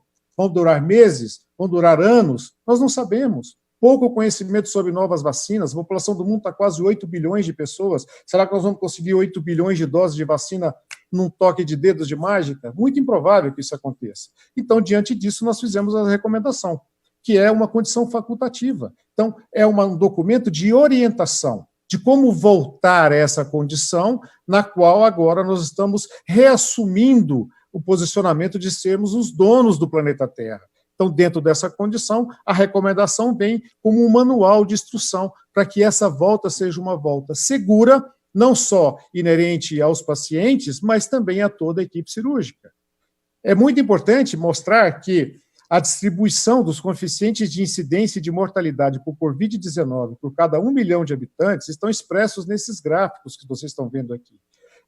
O que vocês estão vendo aqui à esquerda, que a gente está vendo do lado de cá, a gente está vendo aqui a incidência por 1 milhão de habitantes nesse lado de cá. Do lado de cá, a gente está vendo a mortalidade dos pacientes. Então, vocês veem que é lógico que isso, obviamente, ela é proporcional e é equivalente, corre em paralelo, tanto a incidência como a mortalidade. Porém, é muito importante fazer essa comparação e mostrar que o país, com as dimensões continentais como o Brasil tem, ele tem uma distribuição completamente heterogênea. Vejam vocês, quanto mais escuro, maior a incidência, com maior a mortalidade. Quanto mais claro, menor a mortalidade, menor a incidência. Então, uma distribuição completamente díspare, uma distribuição completamente heterogênea. E isso é muito importante, porque existem áreas em que há a possibilidade de se operar, existem áreas que não é possível se operar.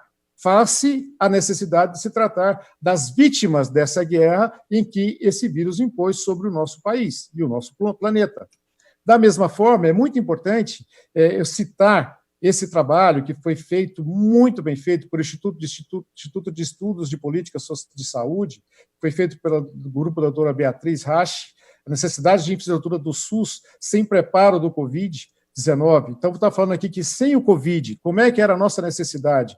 Quanto mais escuro, quase leito de UTI não tinha. Quanto assim, esse cinza mais clarinho, abaixo do mínimo. Esse outro aqui, mais um pouquinho, o tom do, será que cor é isso? Se é verde, laranja, acima do mínimo. Então, vocês veem que a distribuição, ela se assemelha muito ao gráfico anterior, que é do país, a exposição do nosso mapa do Brasil, quando se era antes. Então, na verdade, o que aconteceu?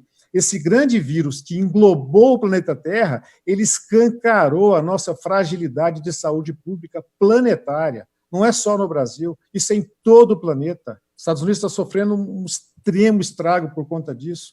E por nós aqui nós temos ainda o respiro e o suspiro do SUS, que por vezes foi muito criticado e hoje seguramente é o nosso grande aliado e é o grande herói, na verdade, de todo esse processo, o capacitador de que haja a condição de tratamento dos doentes nesse momento.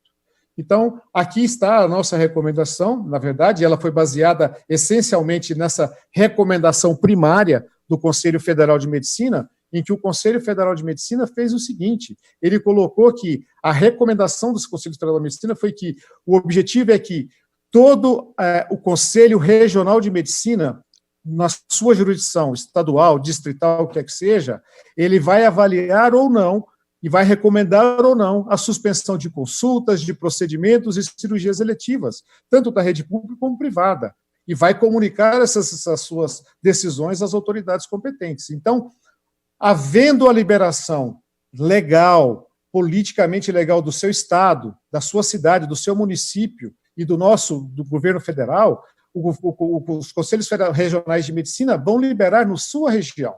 Então, essa liberação regional, ela vem face a essa condição em que o Supremo Tribunal Federal reconheceu a competência concorrente dos estados, Distrito Federal e municípios e União no combate à Covid-19. O que isso significa? Que, em razão de que existe uma distribuição muito heterogênea, cabe a cada município, a cada estado, fazer a sua flexibilização, a sua liberação para voltar a essa condição de seria o novo normal, em razão dessa distribuição que é completamente heterogênea. Então, havendo essa liberação governamental, o Conselho Federal de Medicina, os Conselhos Regionais de Medicina liberam, e aí vem uma outra condição, que é muito importante nessa história, que a nossa recomendação, ela não muda em nada a indicação. Então, a essência é essa. Nós temos um grande anexo que está aqui, mas essa resolução está disponível no site do Conselho Federal de Medicina,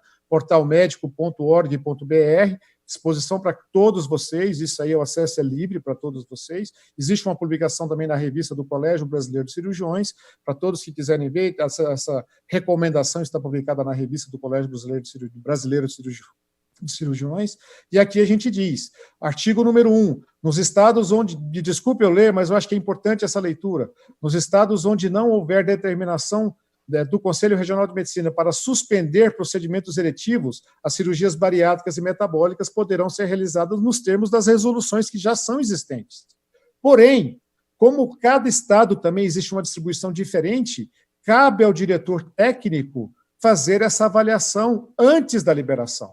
Porque existem cidades naquele estado que também estão mais sobrecarregadas. E existem cidades que foram muito pouco sobrecarregadas. Então, a pessoa, a figura do diretor técnico é muito importante avaliar a capacidade desse hospital. Esse hospital se preparou para receber esse doente, vias próprias para a Covid, dentro do centro cirúrgico, dentro da UTI, dentro da própria condição hospitalar, treinamento da sua equipe. Isso foi verdade? Sim. Então, vamos liberar para a cirurgia. E aí, nós recomendamos para que a equipe cirúrgica obedeça a critérios estabelecidos ao anexo dessa resolução. O que é? A priorização da ordem dos pacientes a serem operados e uma segurança da equipe dos pacientes. A segurança, essencialmente, é um reforço adicional na necessidade primária. Não se faz cirurgias eletivas nesse momento sem uma capacitação completa de uso de equipamentos primários de proteção individual.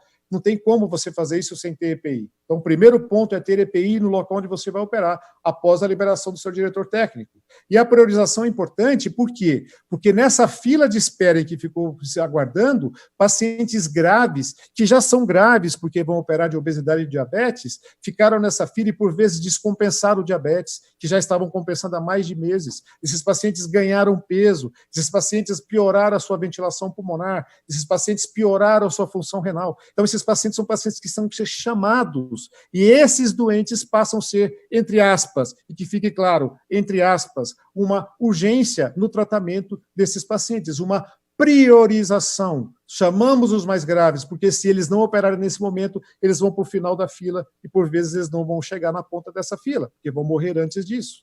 E aqui estão todas as recomendações, eu não vou ficar lendo, isso está, mais uma vez eu vou falar, está no site do Conselho Federal de Medicina e está publicado na revista do Colégio Brasileiro de Cirurgiões. Então, sendo assim, as orientações elas visam, na verdade, reduzir o contágio intra-hospitalar, tanto da equipe cirúrgica, tanto do profissional de saúde, quanto entre profissionais e pacientes que vão se submeter ao tratamento da cirurgia nesse momento. Então, essas recomendações elas foram feitas em base de uma grande fundamentação teórica que foi feita em todo o mundo. E a ideia de priorizar é operar os doentes de maior risco nesse momento. Porque, mais uma vez, eu vou repetir, se não operarmos agora, eles vão para o final da fila e não vão chegar na cabeceira dessa fila. Então, resumindo, e para terminar, começa com uma flexibilização governamental para você voltar a operar na sua região, no seu estado, no seu município, onde quer que seja, seguida pela liberação dos conselhos regionais de medicina. E por que não para por aí? Porque tem os municípios, os regionais, eles são estaduais ou distrital. Dentro do seu estado e dentro do Distrito Federal, tem regiões em que pode ser operadas. E quem vai fazer essa avaliação? O diretor técnico desses hospitais, que faz essa condição. E, por fim, se nós não priorizarmos, alguém, quem tem muita gente, fará por nós. Eu queria agradecer muito e estou aberto à discussão. Muito obrigado. Eu tenho algumas perguntas. Por que a gripe espanhola... A pergunta vai se desdobrar. Por que a gripe espanhola chama-se espanhola se ela nasceu nos Estados Unidos? E segundo, como é que ela sumiu? Como é que sumiu? E eu passo para a última pandemia que eu me lembre, pelo menos, da H1N1. Qual é a diferença do coronavírus, o SARS-CoV-2, do H1N1, em termos de pandemia? Qual é a diferença exata? Por que nós estamos vendo essa diferença? Como sumiu o H1N1 e como sumiu a gripe espanhola? E por que é espanhola? É assim, a espanhola é porque ela nasceu, tem uma dúvida muito grande se ela nasceu na China e um grupo de recrutados chineses pelos ingleses para a guerra trouxeram, ou se ela foi no Kansas. Tudo indica que foi no interior do Kansas mesmo. O problema é que começou a ter a circulação na Primeira Guerra Mundial, nenhuma nação podia falar que o seu exército ou a sua população civil estava sendo tombada por uma epidemia, porque isso era um sinal de fraqueza diante de uma guerra. Então, quando ela chegou em Madrid, aí foi o governo de Madrid que deu o alerta que estava tendo uma epidemia com uma mortalidade grande, entendeu? Só por causa disso. O que você falou é uma coisa bem interessante. Em primeiro lugar, assim, o SARS-CoV-1, que é o SARS de 2003, ele tinha uma mortalidade muito maior, ele tinha uma mortalidade de 10%. Caso letalidade.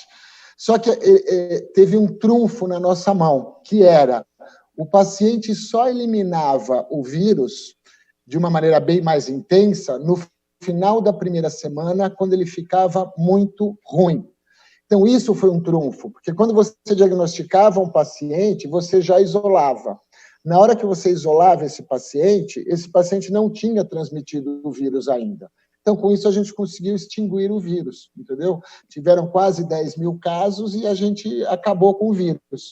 Diferente do SARS-CoV-2, desse vírus atual, que tem assintomático transmitindo, antes de você ter o sintoma, você transmite, e assim por diante.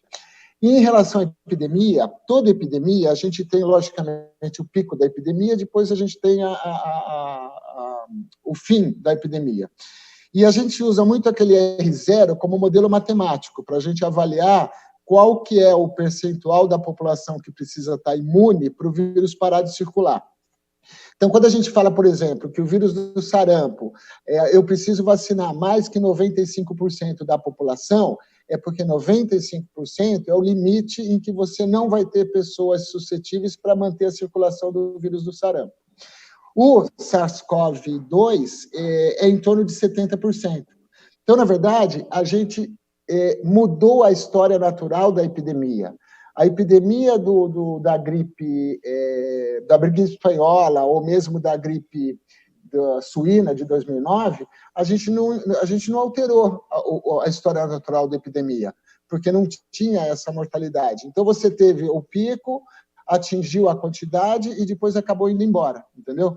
Agora, o SARS-CoV-2, a gente foi obrigado a mudar a história natural.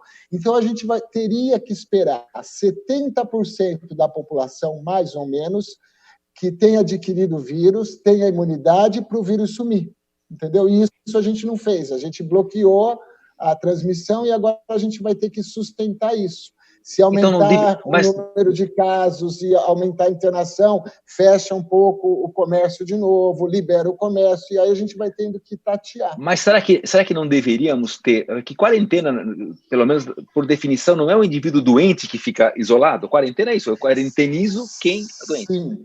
Não era a gente melhor... acabou misturando tudo. Não era melhor quarentenar o indivíduo com maior risco e deixar o indivíduo com menor risco para ter a famosa imunização por rebanho? e atingir isso que você acaba de nos contar? Então, isso é um problema, porque, na verdade, assim, então, em primeiro lugar, eu preciso ter 70% das pessoas infectadas que já produziram anticorpo para o vírus parar de circular. No Brasil, a gente está chegando em 1 milhão de pessoas com o vírus. A gente acredita que para cada um diagnóstico no hospital, tenham 10 em casa que não foram diagnosticados. Então, aí nós teríamos 10 milhões no Brasil. Então, um Brasil que tem mais de 200 milhões. A gente vai estar muito longe de atingir isso. Então, a gente vai prolongar muito isso. Segundo lugar, existem também modelos matemáticos para que você faz o cômputo do comportamento do vírus para fazer exatamente isso que você está falando. Uma pessoa com a infecção, ela fica em quarentena, da mesma maneira que todos os contatos também ficam em quarentena, tá? Só que quando você tem um vírus em que existe uma quantidade de pessoas assintomáticas, quando você tem um vírus que ele é eliminado antes de aparecer o sintoma, 1, 2 dias antes, e quando você tem um vírus que o R0 varia de 2 a 4, então acreditamos que o vírus seja maior do que 3, então uma pessoa transmite para muitas. Para eu conseguir fazer isso, que é o isolamento, eu preciso achar 90% dos contatos desse paciente. E isso fica difícil. Ou, senão, a gente faz a testagem em massa, que foi o que algumas regiões da Ásia conseguiram fazer, entendeu? Então, isso que fica é a dificuldade de você tomar essa conduta. Tá. Alguém tem mais alguma pergunta? Léo, Marcão? Eu. Manda aí. Stefano, as quarentenas e os isolamentos, na verdade, nos países, eu estive em Singapura em fevereiro, estive na Tailândia, estive em Dubai, que era um país que já existiam casos do coronavírus bem precocemente, logo depois da China. E eles demoraram muito para criar regimes de isolamento. Eles faziam distanciamento social, rastreamento de contactantes, testagem, etc. E a vida estava normal nesses lugares. Óbvio, você entrava nos lugares, sempre tinha testagem de temperatura, existia um inquérito para saber se você tinha algum sintoma, etc. E isso não foi feito no Brasil. Foi feita a medida mais simplória, que é mandar todo mundo ficar dentro de casa.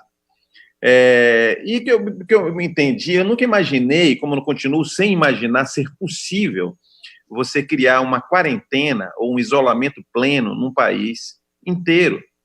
Eu imagino você tratar um país inteiro, gigantesco como o Brasil, de uma mesma maneira, uma coisa equivocada. Se você pega uma cidade, eu estou aqui na cidade do interior de Sergipe, que não tem caso nenhum, e eu obrigo essa cidade a fechar suas portas, eu vou acabar, na minha opinião, matando o doente com remédio, ao invés de matar o doente com a doença. Se a gente tratar o doente todos com a mesma dose, eu vou estar dando remédio para um indivíduo do meu peso de 90 quilos para uma criança de 6 anos, vou matar essa criança. Então, eu acho que faltou um pouco isso. Da mesma forma, é impossível a gente ver, por exemplo, a doutora Luciana colocou que ficou espantada com 20% de pessoas que saíam de casa pelo ócio, pelo tédio. A gente, às vezes, imagina que todos nós temos internet, Netflix e Sky dentro de casa, vivemos numa casa de 4 cômodos, um para cada filho, mas essa não é a realidade do país. A realidade do país são pessoas que não têm comida na geladeira e compartilham do mesmo cômodo com 6 pessoas. Então, a gente não está tratando a maneira focada. O que é que você acha? Desculpa, falhou a última frase. Nós não estamos... Não, só eu queria saber a sua opinião sobre a condução disso aí. Então, na verdade, não existe um modelo, né, de condução. É um fenômeno único esse que está acontecendo agora. Então, cada país e cada região está tentando se adequar. Eu acho que perfeitamente. Na verdade, as regiões elas têm a liberdade, os próprios governos e as próprias prefeituras, elas têm a liberdade de adequar as condutas de acordo o andamento que está acontecendo na sua cidade. É perfeito, não dá para a gente ficar instituindo uma conduta única, entendeu? Agora, a originalidade dessa epidemia é que é uma epidemia extremamente transmissível, com os assintomáticos, ela tende a se espalhar de uma maneira explosiva, e a gente tem realmente medo desses 15% que vão para os hospitais, que lotam os hospitais. É perfeito. Mas concordo com você, cada região tem que fazer a adequação ideal.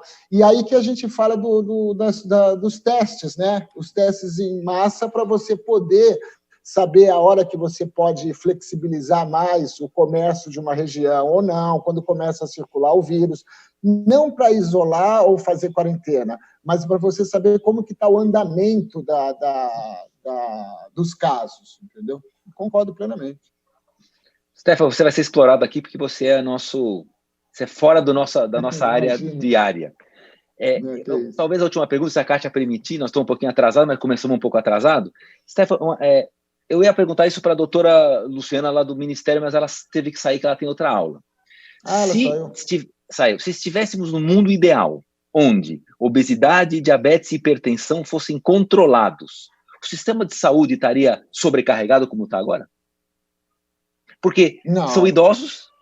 Então, na verdade, a pandemia, obesidade e diabetes é mais importante. Eu não quero desmerecer a mortalidade do SARS-CoV-2, etc., mas a pandemia, obesidade e diabetes sobrecarrega o sistema de saúde, porque a gente não tem ela sob controle há centenas de anos, né? Vem crescendo só. Então, você concorda que vamos esquecer dos hospitais privados, que estão não de zero sobrecarregados, estão até vazios. Agora, os hospitais públicos, se tivéssemos controle, nós não teríamos os mais jovens com doença ocupando leitos de UTI. Nós teríamos um sistema muito menos sobrecarregado nessa situação. Você concorda? Concordo plenamente. E na verdade, a gente começou a descobrir coisas ao longo do século XX, né? Então, por exemplo, não se dava tanta ênfase logicamente, ao distúrbio metabólico, né, relacionado à obesidade, e aí começou a se descobrir algumas coisas e nós fomos pegos de surpresa em 2009 com a epidemia da gripe suína, do H1N1, em que aí, de repente, a gente viu que grávida e pessoa portadora de obesidade era um grupo de risco, que nunca foi um grupo de risco. Mas, na verdade, era um grupo de risco porque provavelmente não existia uma incidência a ponto da gente visualizar esse problema. E agora, novamente, está se repetindo a mesma coisa, né? A gente está vendo que o portador de obesidade é um grupo de risco também no Covid. E provavelmente vai ser em qualquer outro tipo viral com a tendência inflamatória que eles têm, entendeu? Posso fazer uma pergunta, Ricardo? Claro. Eu queria fazer uma pergunta para o Stefano. Vou aproveitar ele aqui. Assim, o Stefano está perdido. Fica até às 12 da noite respondendo perguntas. Cirurgião é bobão. Não sabemos nada. Vamos perguntar. Deixa eu te perguntar uma coisa. Assim, muita confusão, muita informação desencontrada, né? A gente vê claramente que nesse mundo de polarização acabou que essa divergência de atitudes políticas, divergências entre extremos ideológicos, né? A divergência que pode ser pública ou até mesmo entre certos grupos, ela atingiu em cheio a pandemia, né? Atingiu em cheio toda essa condição. A pergunta que eu faço a você é o seguinte: se a gente tivesse numa outra condição, isso pegando a parte da ciência, como você é um grande conhecedor do assunto, você acha que nós teríamos definição? Porque assim, polarizou isolamento, não isolamento, tratamento com droga X, não tratamento com droga X, faça isso, não faça aquilo, mas isso dentro de uma ideologia muito mais politizada, na verdade. Então, essa polarização acabou fazendo que a doença assumisse essa posição em todo o nosso planeta, não foi só no Brasil, isso foi no planeta inteiro, aconteceu. Foi. Alguns locais onde a polarização política são mais evidentes, algumas regiões do mundo, isso foi muito mais evidente, isso é claro, e a gente consegue ver isso nitidamente expresso na Europa, em alguns locais, expresso nos Estados Unidos, expresso aqui no Brasil. Em que pese, eu não estou questionando, não estou fazendo nenhuma ideologia, nenhuma apologia contra ou a favor a nada de política, eu estou simplesmente colocando a doença dentro desse cenário.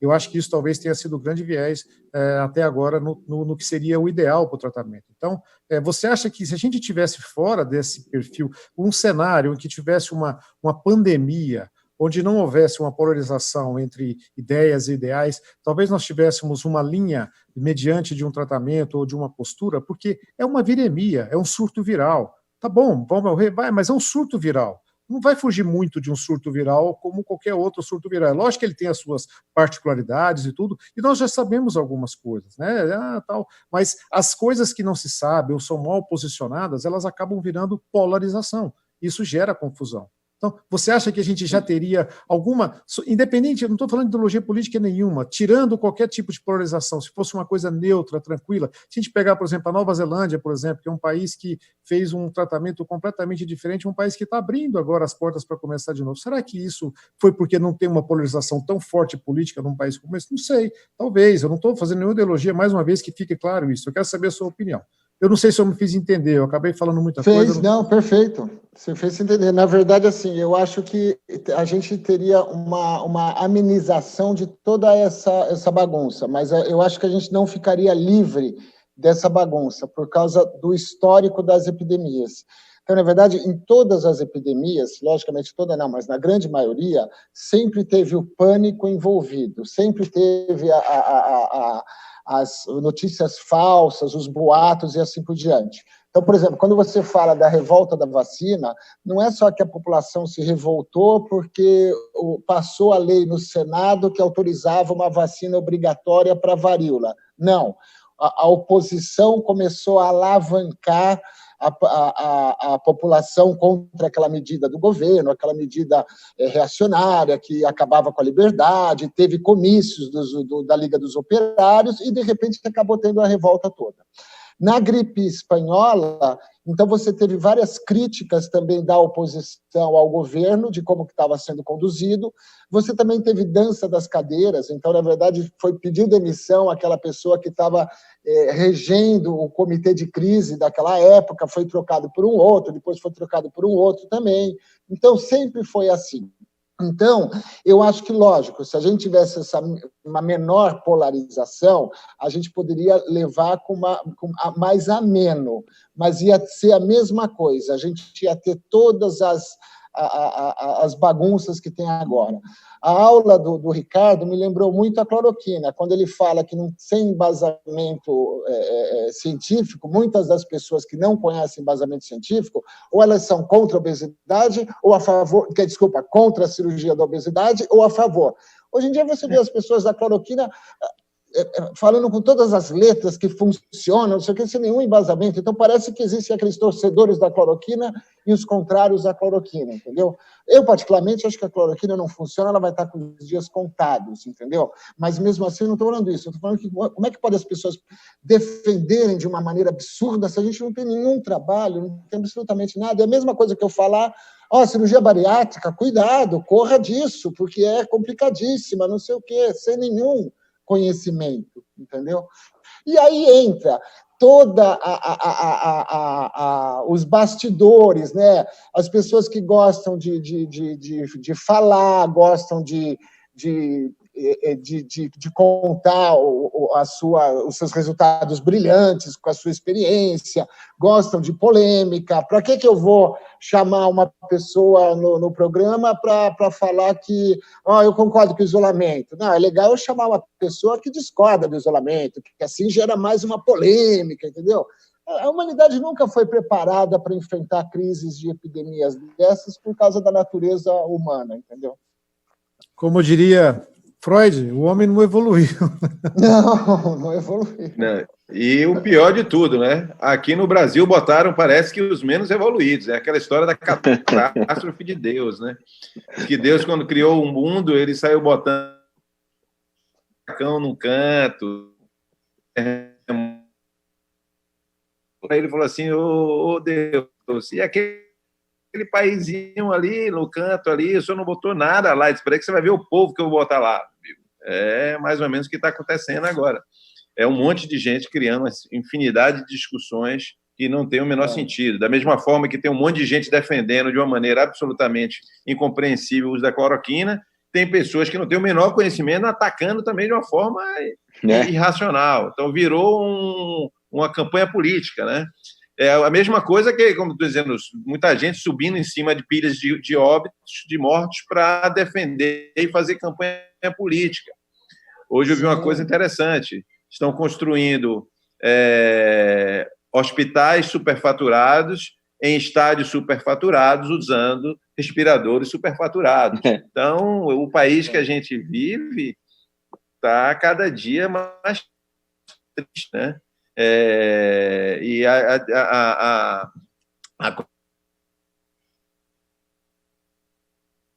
Sergipe congelou.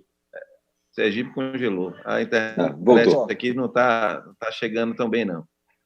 Voltou. Enfim, parabéns, Ricardo, pela condução.